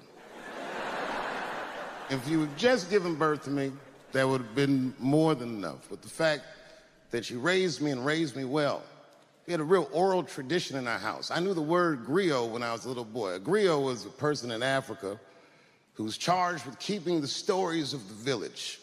Everyone would tell a griot the stories, and they would remember them all so that they could tell future generations. And when they got old, they'd tell them to someone else. And they say in Africa, when a griot dies, it's like a library was burnt down. And my mother used to tell me, before I ever thought about doing comedy, she said, you should be a griot. And she'd fill me with every story of black life. You know, she's educated in African-American studies, and she would let me understand the context that I was being raised in, that I'm being raised in a hostile environment that I have to tame. By the time I was 14 years old, I was in nightclubs, mastering an adult world. It was terrifying. The crack epidemic was going on, and my mother would hear gunshots outside and be scared to death. Maybe it's my son. But early in my career, if you remember, Mom, you used to sit in the club with me. She'd do a full day of work. You'd be back there falling asleep, just waiting for me to go on. She would watch my show every night. Do you know how long that car ride is home?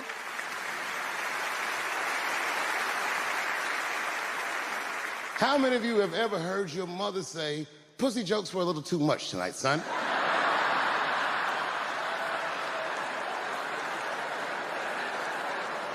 I was a soft kid. I was sensitive, I'd cry easy, and I would be scared to fist fight. And my mother used to tell me this thing, I don't even know if you remember, but you said this to me more than once. You said, son, sometimes you have to be a lion so you can be the lamb you really are. I talk this shit like a lion. I'm not afraid of any of you. When it comes word to word, I will gab with the best of them, just so I can chill and be me. And that's why I love my art form, because I understand every practitioner of it. Whether I agree with them or not, I know where they're coming from. They want to be heard. They got something to say. There's something they notice. They just want to be understood. Love this genre. It saved my life.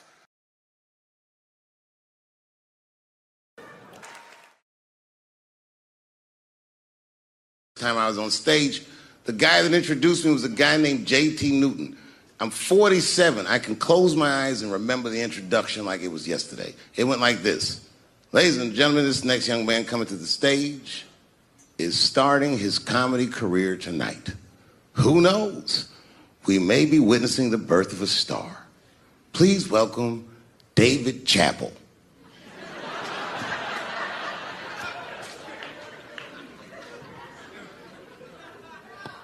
From the first time that I ever held a microphone, I was sure this was it. I knew I was home. I knew I had found my thing. And my God, man, I was a child. I got good. Matter of fact, I was good from the moment I started. And I'm not saying this to be a braggart. I'm telling you the truth. These old niggas was in awe of me. How is this little boy so poised? They used to say. I was. I mean, you know, I got better, but it started out good. About a year into it, when I was 15 years old, I had written a joke during the AIDS epidemic about having a Goodyear condom. Something, I don't even remember the joke. Something about an industrial strength condom by Goodyear. I just remember all the comedians really liked that joke. And there was an older comedian. And he came to me one night after the show, after he saw the joke, and he said, listen, I got an audition at another comedy club, and I was wondering, do you mind if I do that joke? I just want to borrow it. Now, I'm a kid. I don't know any better. I'm like, borrow it? Well, I guess, sure, if it'll help your career. I let him do the joke. And then weeks later, I was waiting to go on in a comedy club, and he went on before me, and he did the joke. And after the show, I pulled him aside and I said, hey, man, I don't mind you borrowing my jokes, but you gotta give them back. He said, oh, I forgot to ask you. He goes, let me buy that joke from you for $50. And I said, man, I'd do it, but I'm just starting out. I need all the material I can get. The idea being that the more material I can accumulate, the faster I'll be able to make money for my work. I said, I can't do it. I want my joke back. I'll never forget this. Remember, I was a 15-year-old child. This guy was a grown-ass man. He stood up over me so I could see how big he was. And he said to me, really? I can just take it. And he did. I got scared because I was a child. But I never forgot that. I never forgot that. I was 15 years old. I'm 47 now. I think about this guy all the time. When I look at my own kids and I see how young and innocent they are, I can't believe someone did that to me. And I don't think about it every day because that was the worst thing that happened to me. I think about it every day because that was the first time that someone ever did that to me. But in my career, it has happened many, many times since, where someone would intimidate me or scare me and take something that I believe was mine. I'll tell you another story. Now I'm 18 years old. I'm living in New York City, and I just finished my first road tour, which was a very difficult tour. I'll spare you the details. Now I'm back in New York, but my rent is paid, thank God. And I have $60 to my name, and a woman that I had met in Pittsburgh, a bad Dominican bitch,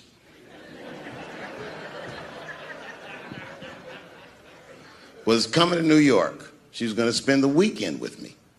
I couldn't wait for her to get there. She was coming that evening. But remember, I only had $60 for a whole weekend to entertain a bad bitch.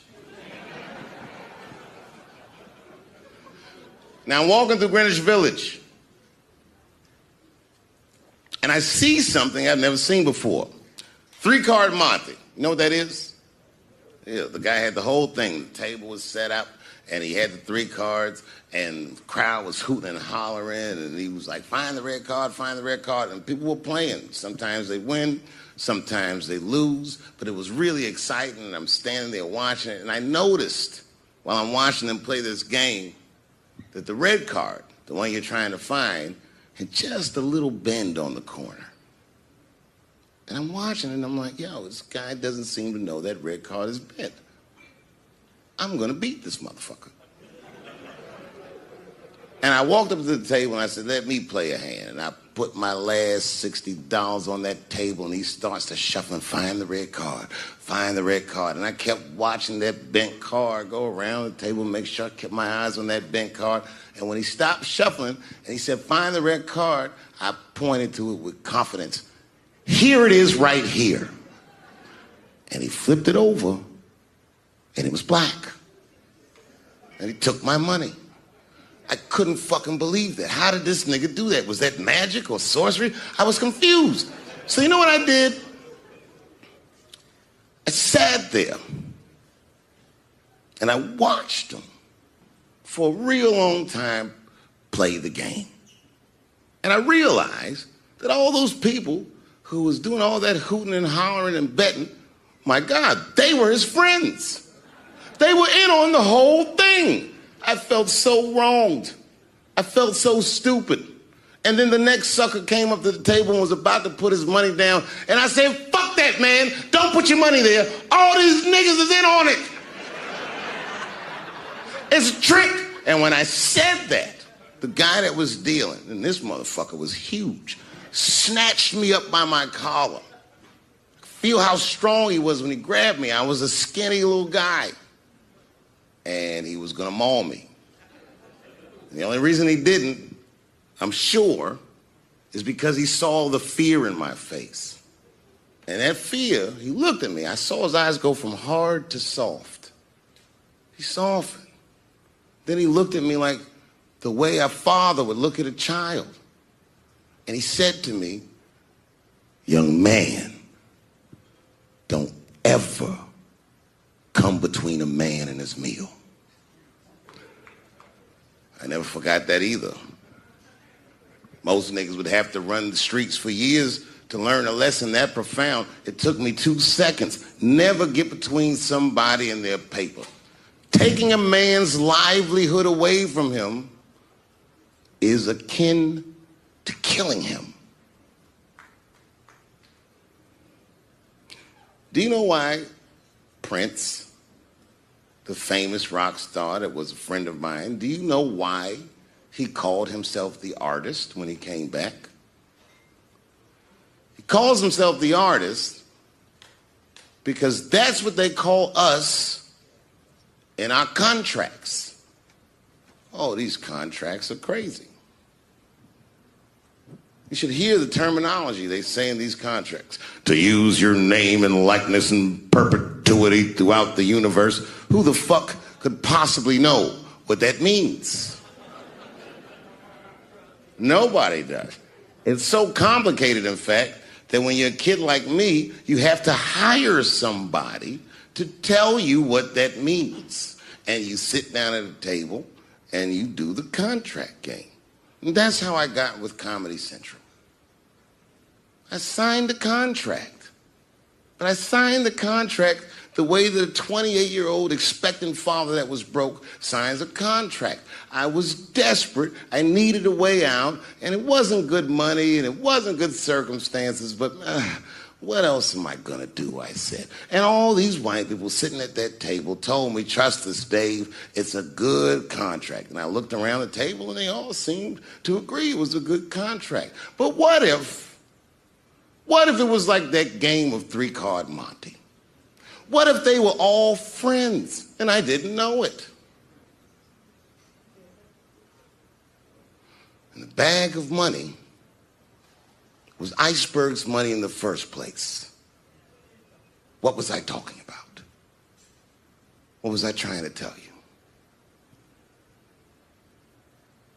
Last week, 2 weeks ago, whenever it was, I call Lauren Michaels and I tell him, okay, I'll do it. I'll do Saturday Night Live on election night.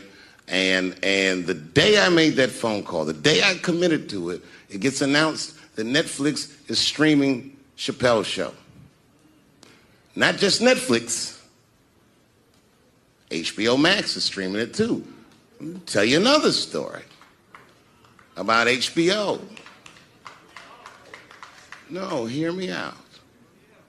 Did you know, before Chappelle's show was at Comedy Central, I pitched that show to HBO.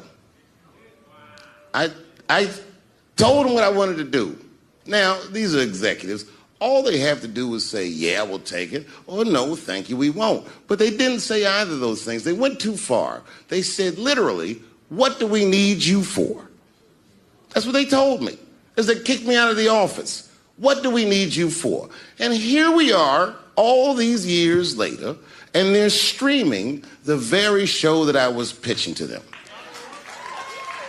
So I'm asking them, what do you need me for?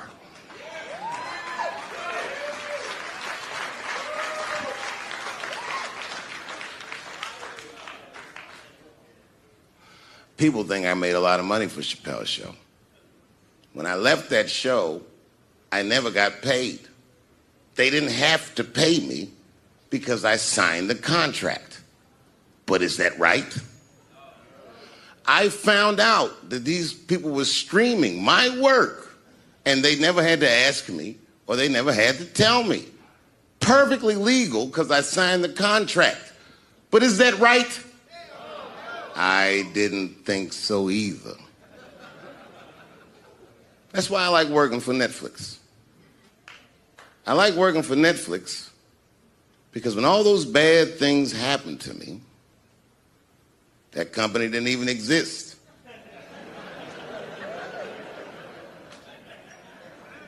And when I found out they were streaming Chappelle's show, I was furious.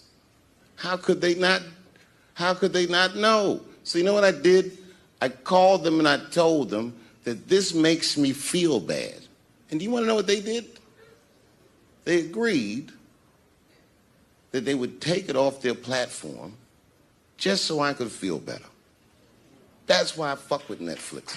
Because they paid me my money, they do what they say they're gonna do, and they went above and beyond what you could expect from a businessman. They did something just because they thought that I might think that they were wrong. And I do. I think if you are fucking streaming that show, you're fencing stolen goods. They stole that from me.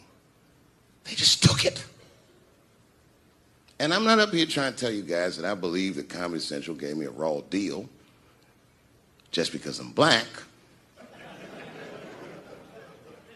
I believe that they gave me a raw deal because this fucking industry is a monster.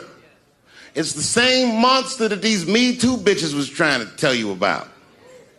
But they hate the monster for how it fucks. And I hate that monster for how it eats. But my God, man, it's the same monster. When I quit the show, all my friends would say, well, fuck them, Dave. Why don't you just do Chappelle's show at another network? Yeah. And why doesn't a slave run from one plantation to another plantation because the master over there might be nicer? My God, man, I was trapped. You know what? Tell you the truth. I've even thought about coming back and doing another Chappelle show. Well, but if I do, I can't call it Chappelle's show because my name and likeness is being used by them in perpetuity throughout the universe. It's in the contract.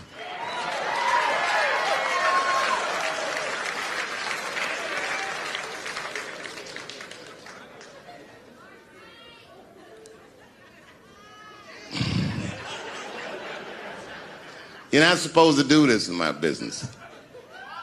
I'm up here doing something that nobody else in this business has the balls to do.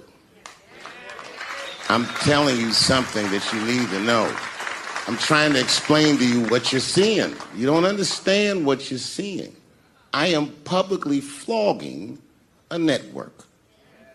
And I know that this network niggas, they watching me and they saying, why are you doing this so publicly? Doesn't feel good to be flogged publicly. Oh, believe me, I know. I know exactly how that feels. When I quit my show, they said I was crazy. What was crazy about it? I just didn't want to do it anymore. They said I smoked crack. That's impossible. I was a devout Muslim. I didn't smoke or drink.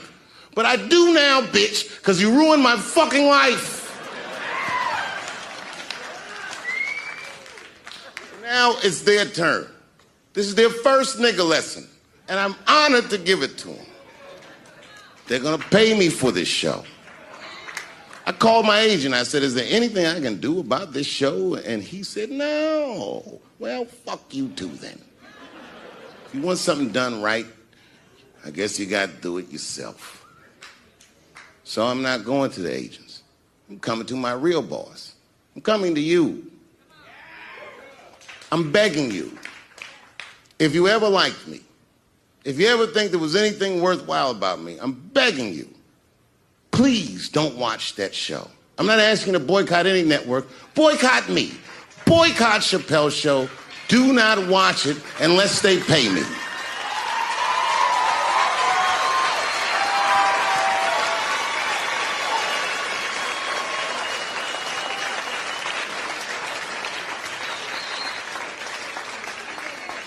If you're a shareholder at Viacom, then I'm talking to you. Because all that shit that they do to us, well, they do everything for their shareholders. That's what they told me. So if you're a shareholder in that company, tell them it's wrong. And if you don't believe that it's wrong, then fuck you too. You should know what's in the hot dogs you eat. Now, there's probably a bunch of people at Comedy Central and Viacom and all these places that have no idea what I'm talking about. They've all either quit or been fired or got Me Too'd or something. Them niggas is gone. And there's a whole bunch of new young people there, and they're probably looking like, what is he talking about? They may not actually know what the fuck happened to me. So I'll tell you what I'm talking about. Go downstairs to your accounting department, open the books, see what that show made, and look at what you paid me. That's exactly what I'm talking about. You're going to pay me. I am inviting you to come with me and work with me.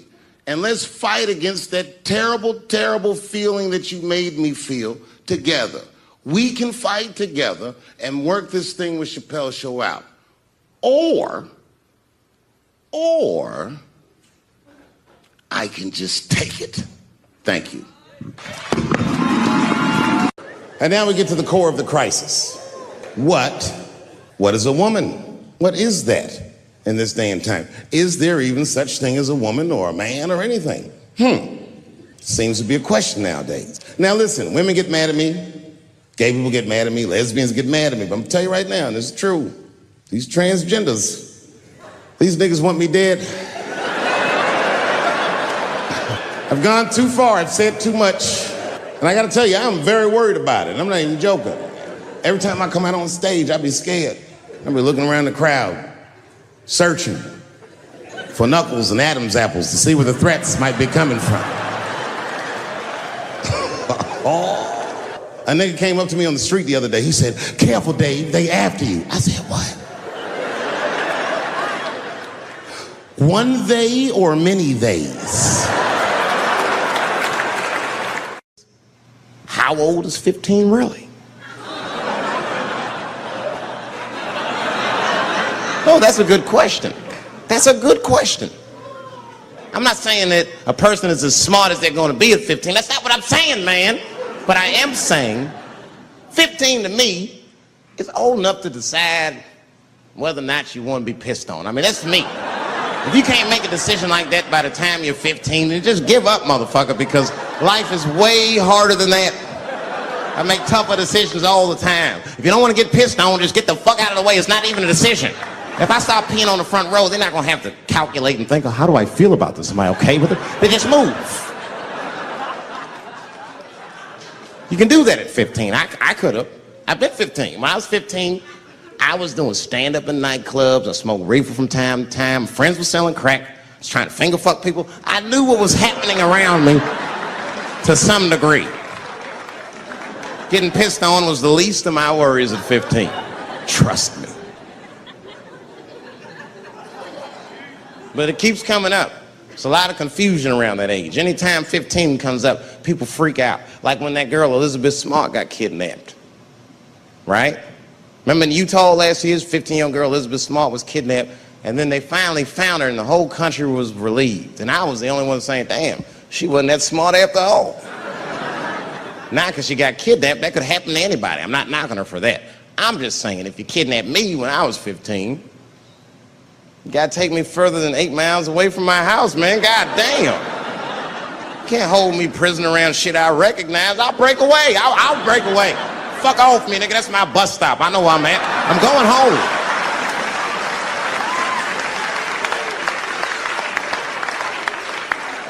She was missing for 6 months, 8 miles away from my house. It was a great night. I remember the late, great Paul Mooney was there. A bunch of fly-ass comedy niggas was there. And we all went backstage and was just drinking and talking shit and laughing, and Daphne stole the room. She had everyone cracking up, spinning the yarn, telling us all these crazy stories about shit she be into. We all laughing real hard, and then she's telling us and everyone's laughing. I'm looking around, I'm like, oh my God, she is funny. I pulled her aside and I said, you're hilarious. I didn't know that when you were on stage.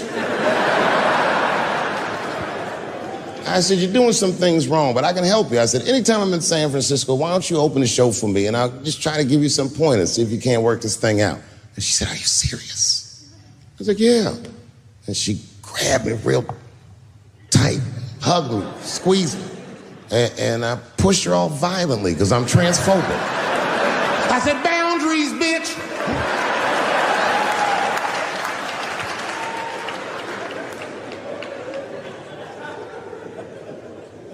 When Sticks and Stones came out, a lot of people in the trans community were furious with me, and apparently they dragged me on Twitter. I don't give a fuck, because Twitter's not a real place.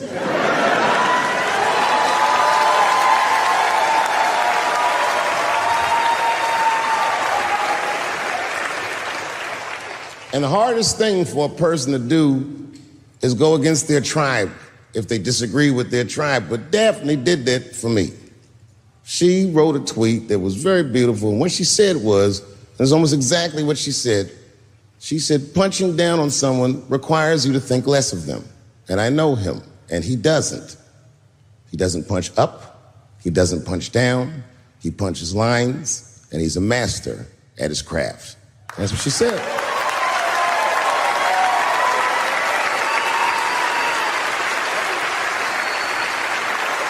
Beautiful tweet, beautiful friend. It took a lot of heart to defend me like that. And when she did that, the trans community dragged that bitch all over Twitter.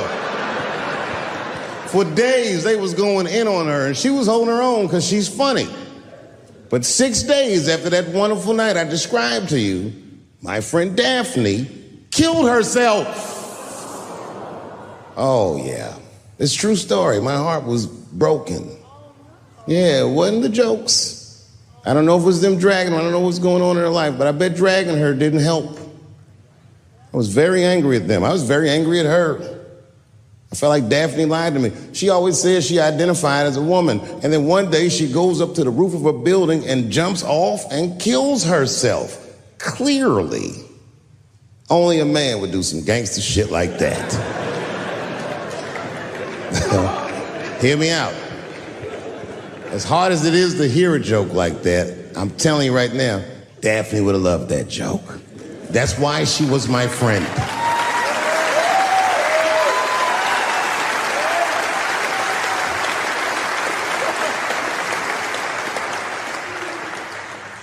I was reading her obituary, and I found out she was survived by a daughter. And the moment I found that out, and this is true, Anderson Cooper from CNN texted me. And all he said was very nice. He said, I'm sorry to hear about your friend. And I texted him right back, new phone, who this? He said, it's Anderson Cooper. I said, oh, Anderson. I go, look, I need to find her family. And he texted me right back with all the phone numbers and all this information. I say this to say, if you ever want to know about anything gay, call Anderson Cooper from CNN. This nigga is faster than Google.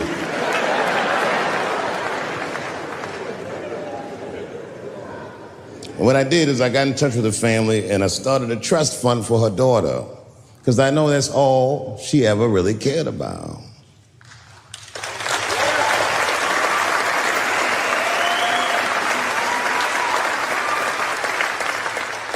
And I don't know what the trans community did for her, but I don't care, because I feel like she wasn't their tribe.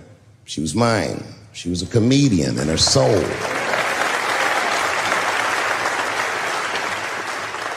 Her daughter is very young, but I hope to be alive when she turns 21, because I'm going to give her this money myself. And by then, I'll be ready to have the conversation that I'm not ready to have today. But I'll tell that little girl, young lady, I knew your father. And he was a wonderful woman.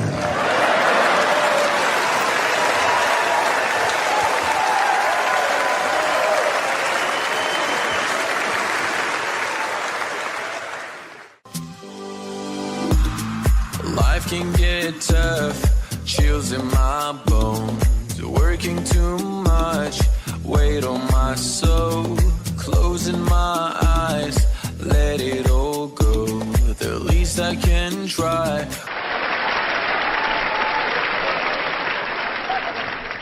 Sometimes, sometimes racism works out in black people's favor. Now, it doesn't happen often. It happens very rarely, but when it happens, it is fucking sweet.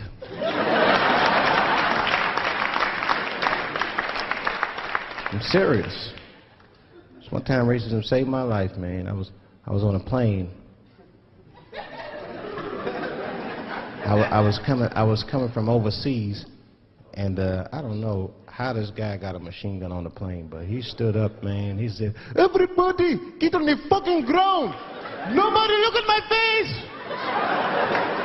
I started freaking out. Because he was Chinese, I was like, why is he talking like that?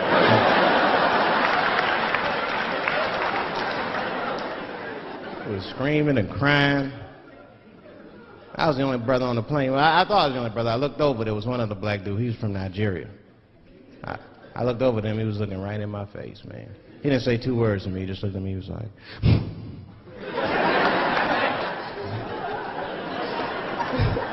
He didn't need to talk, I knew just what he was talking about. I looked right back at him, that's right.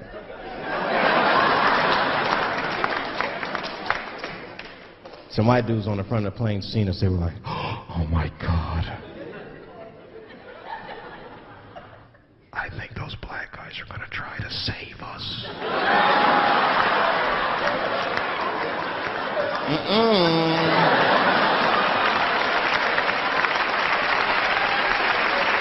We were just communicating that we understood the situation. We were both seeing the same thing. What we understood was simple. Terrorists don't take black hostages. That's the truth. I have yet to see one of us on the news reading the hostage letters. They is treating us good. We all chilling and shit.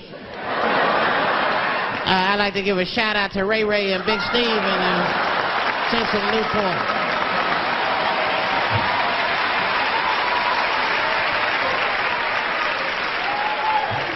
You're not gonna see it.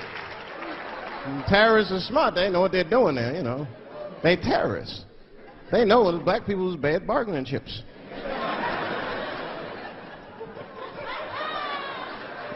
They called the White House. Hello? We have got 5 black... Hello?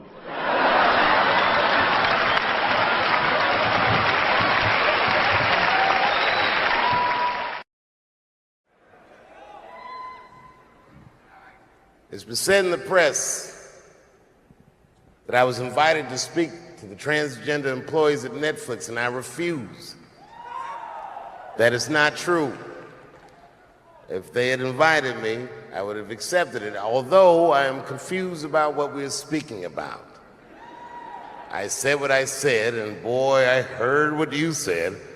My God, how could I not? You said you want a safe working environment at Netflix. Well, it seems like I'm the only one that can't go to the office anymore.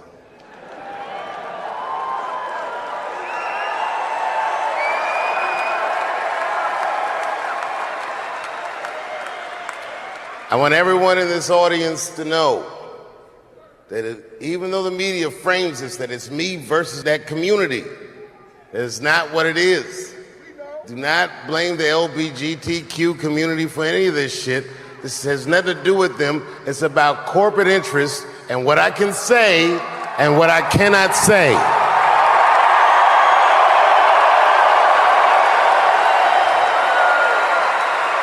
For the record, and I need you to know this, everyone I know from that community has been nothing but loving and supporting. So I don't know what all this nonsense is about. In summer 2020, when the whole world shut down, I was outside doing shows.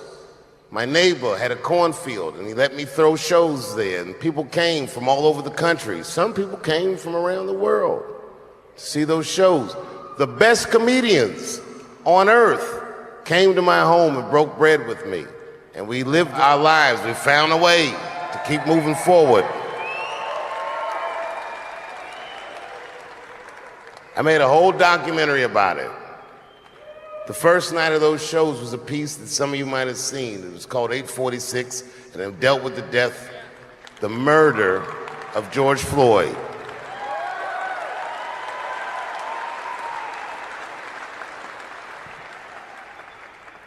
This film that I made was invited to every film festival in the United States, and some of those invitations I accepted. And when this controversy came out about the closer, they began disinviting me from these film festivals. And now, today,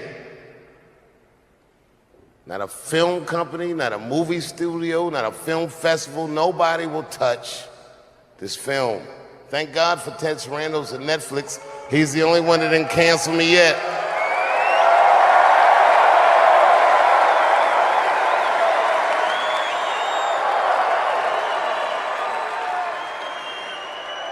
To the transgender community, I am more than willing to give you an audience, but you will not summon me. I am not bending to anybody's demands.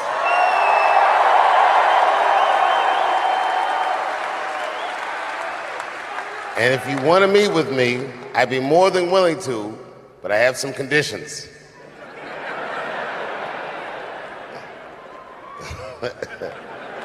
First of all, you cannot come if you have not watched my special from beginning to end.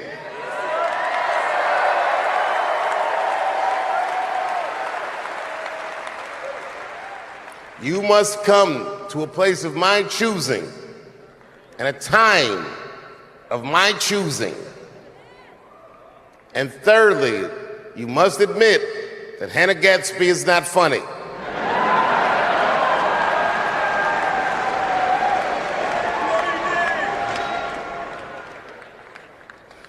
I desperately want people to see this movie, but I understand why investors would be nervous. Since nobody will touch it, I'll tell you what I'll do. I will make it available for all of you in 10 American cities, going on sale in the next few days. You will be able to see this movie in its entirety, and you can see what they're trying to obstruct you from seeing. And you can judge for yourself, but you cannot have this conversation and exclude my voice from it. That is only fair. You have to answer the question, am I canceled or not? Then let's go. Thank you very much, and good night. You know who I feel real bad for is Indians. Everybody feels bad for Indians. They get dogged openly because everybody thinks they're dead. These motherfuckers are not all dead, all right? With my own eyes, I've seen a gathering of 1,500 Native Americans. They were all gathered in one place. The place is called Walmart in New Mexico. There's Indians everywhere. I'd never seen Indians before. I wasn't even sure if they were Indians. It's fucked up, but I asked one of them. It's not nice, but I seen him in the sports section looking at bows and arrows. I had to say something. Excuse me. I don't mean to be rude. Are you an Indian? And he was cool. Yes. Yes, I'm Indian. Still didn't believe him. I had to test him to be sure. This is fucked up. But I had a gum wrapper in my pocket, so I balled that shit up and I threw it on the floor. And a single tear came out his eye. I said, oh shit. I had so many questions. So what tribe are you from? I am a Navajo. I said, word. I studied you in social studies. You're a hunter-gatherer, correct? He said, I guess so. That's what you wish to call it. I said, why? What do you call it? He said, I am an alcoholic.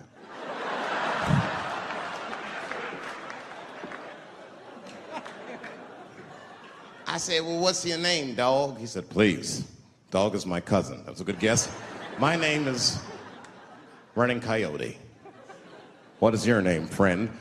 And that shit caught me off guard. I mean, I didn't want to say my name was Dave to a motherfucker named Running Coyote. This don't feel good enough. He just put me on the spot. I said, huh? My name, what?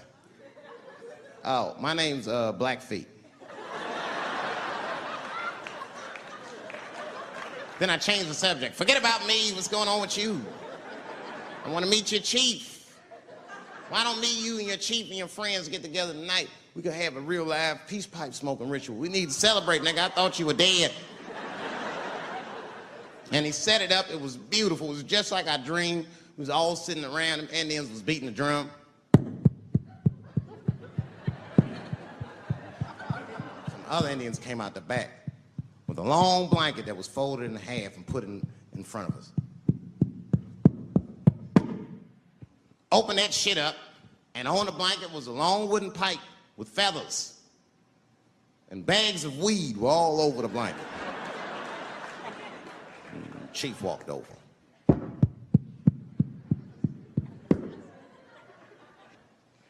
The big ones are 50. The little ones are 25. And these are 10.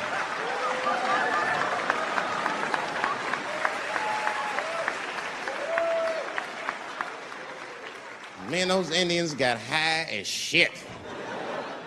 I was begging. I told the chief, we was talking, I cut him off. Time out, chief. Sorry to interrupt. Fucking smashed, man. The weed's too strong. I'm itching. This is PCP. The spirits have got me. Chief, the spirits have got me. And the chief threw some water in my face. Calm down, blackface. Splash. I said, hey, it's black feet, motherfucker. Take it easy.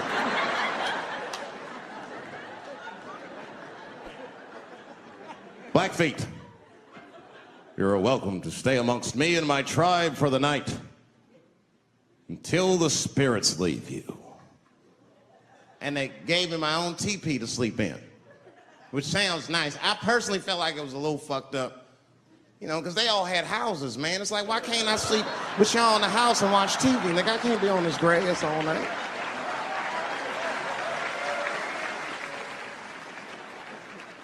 Yeah, Indians is rude, man. Everybody's rude. Indians, they eat nasty food. All they ate was corn and shit. Doritos, I think they call it. That's right. People only see the surface.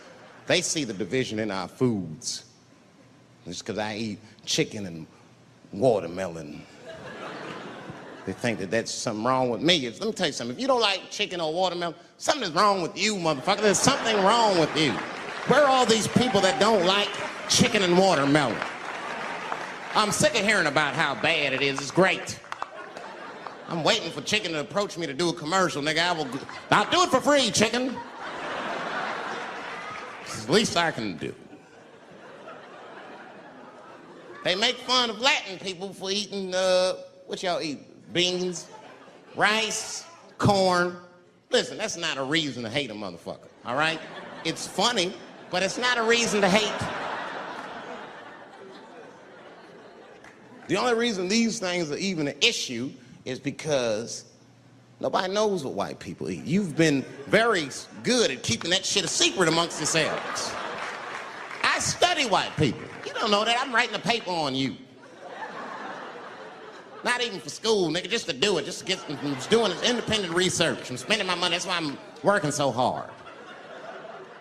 I follow you around grocery stores. They freak out. I just try to peek in the cart. They always say, get away from my cart, nigga. What are you looking at? Chicken and giblets are over there. You must be lost. These are vegetables.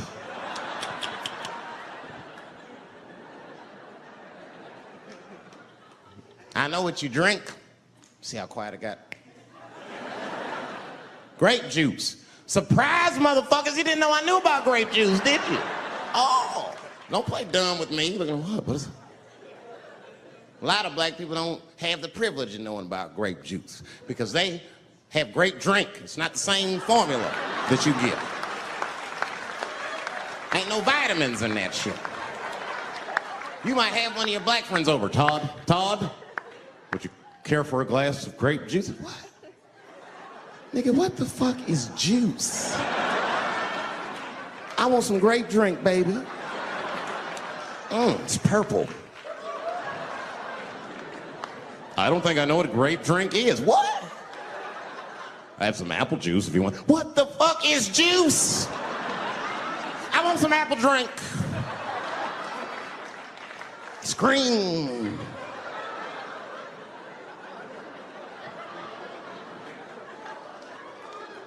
Remember that commercial for Sunny Delight when all the kids run in from outside playing and they all run to the fridge?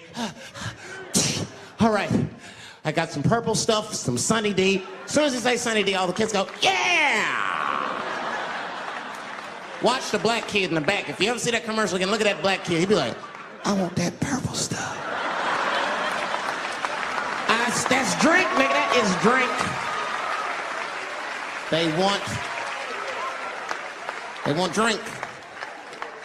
I want all them vitamins, nigga. I want drink. Sugar, water, purple. That's the ingredient. Sugar, water, and of course, purple. It's too fucking much. I got a lot of things to talk about tonight. First of all, I've stopped smoking weed. With black people, you didn't let me finish, motherfuckers. God damn. I'm sorry, black people, to break the news so publicly, but I can't smoke with you anymore. Every time I smoke weed with my black friends, all you talk about is your trials and tribulations.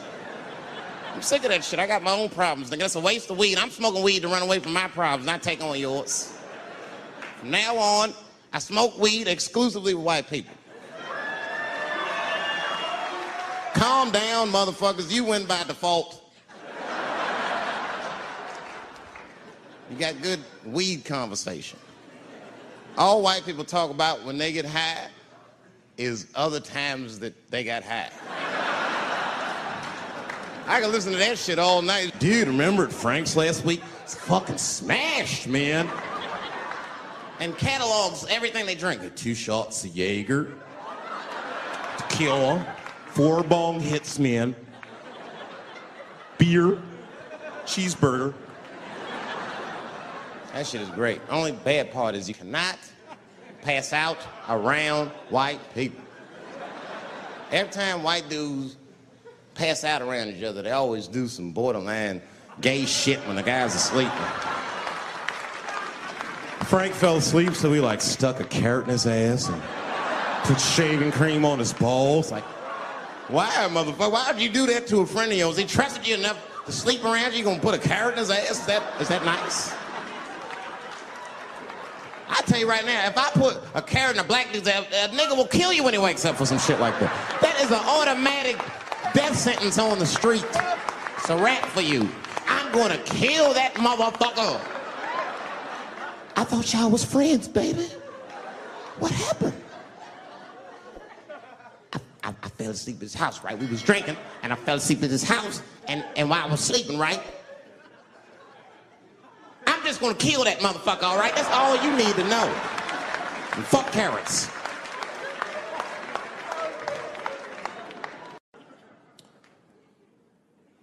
The second time I met O.J. Simpson.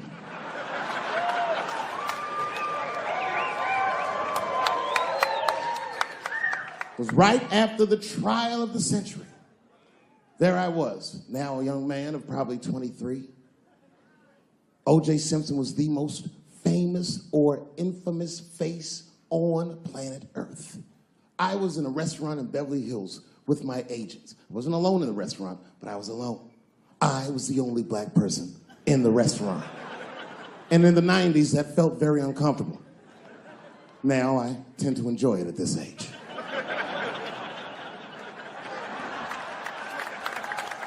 I was having dinner with my agents, celebrating a deal that they told me was lucrative, but I later learned fucking sucked. And suddenly, a group of women walked by. Every race was in that group.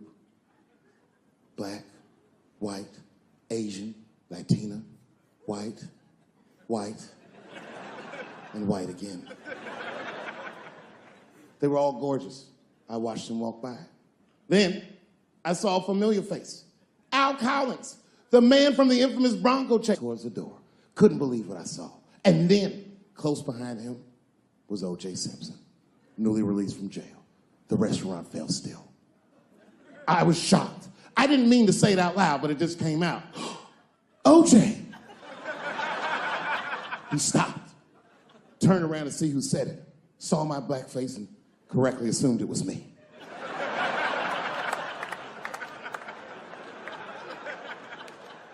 I was sitting in the corner of the booth. He leaned over all the white people I was having dinner with and shook my hand. How are you, young man? He looked in my eyes, and I could see in his eyes that he didn't remember meeting me the first time. And then he walked away. And I looked back at my agents, and all of them had nothing short of disgust on their faces. And the only one with the courage to voice their disgust was a woman named Sharon, who used to represent me. How could you, she said. How could you shake hands with that murderer? I said, Sharon, with all due respect, that murderer ran for over 11,000 yards.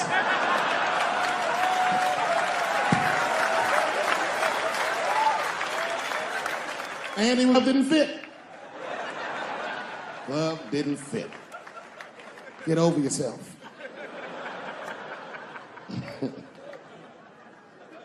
Some people can't do that. Some people just can't get over themselves. Gay people have a hard time doing that recently. Here we go. Here comes the deep water. No, recently I've noticed that. I noticed that with that Manny Pacquiao controversy. Yeah, no, it was now in the gay community's defense, Manny Pacquiao said some outlandish shit about gay people. Very, very not nice things that I won't repeat, but there was biblical verses and some analogies to animals. Wasn't a good look. Nike took his shoes immediately, which I thought was a little harsh. A little harsh. You know what I mean? Because he's, just because he's Asian. You know what I mean? Fuck, you gonna take shoes off Asian dude to appease a gay dude. You know what I mean? No? You don't know what I mean. But Asian people kind of know what I mean. No? No Asians in the front? No? No, this is what I mean. Okay, look. Okay, you're an Asian dude. No, I say this with no disrespect. But we're all Americans, right? And we can agree that America has a huge body count all over the world, but nowhere more than Asia. Literally, if you look at history, recently, we have bombed the masculinity out of an entire continent. We dropped 2 atomic bombs on fucking Japan, and they've been drawing Hello Kitty and shit ever since. There's a lot of lady boys in the wake of our bombs. And I know these things because my wife is Asian. She's Filipino. All right, well, okay, so that explains it. Now you know why you see me at all those Filipino events. I'm not there picking up pussy, I'm dropping some off.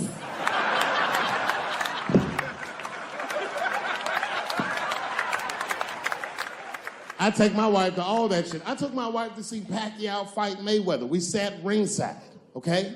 That was a quiet car ride home. That's what that was. But if you know what's popping in the Philippines, you know that they got a whole generation of kids in the Philippines growing up without their mothers. Yes, a lot of women in the Philippines go to the Arabian Peninsula, they come to the United back home, which is still one of the #1 staples in the Philippines economy, money that their expats send back to the Philippines. The men, on the other hand, are left rearing children, twiddling their thumbs, waiting on their wives' checks. These men have been fucking emasculated. And then suddenly, a boxer rises from amongst them and reinstates their manhood with his motherfucking fist. This is not the guy you're supposed to ask, what do you think of homosexuals? He's not your champ. Shit. That's why I don't have a sneaker deal, because if you say something that people don't like, they'll take your fucking shoes off. Road ahead. They've got the longest mental gap to bridge. That's all I'm saying. Because, you know, whenever I see one of them T's on the street, I don't mind them, but I'll be like, man, I miss Bruce. I'm sorry, guys. I'm 42. I remember Bruce Jenner. Before the Kardashians, before all that, this motherfucker was a white American superhero. It was amazing. He was beating Africans at track and field.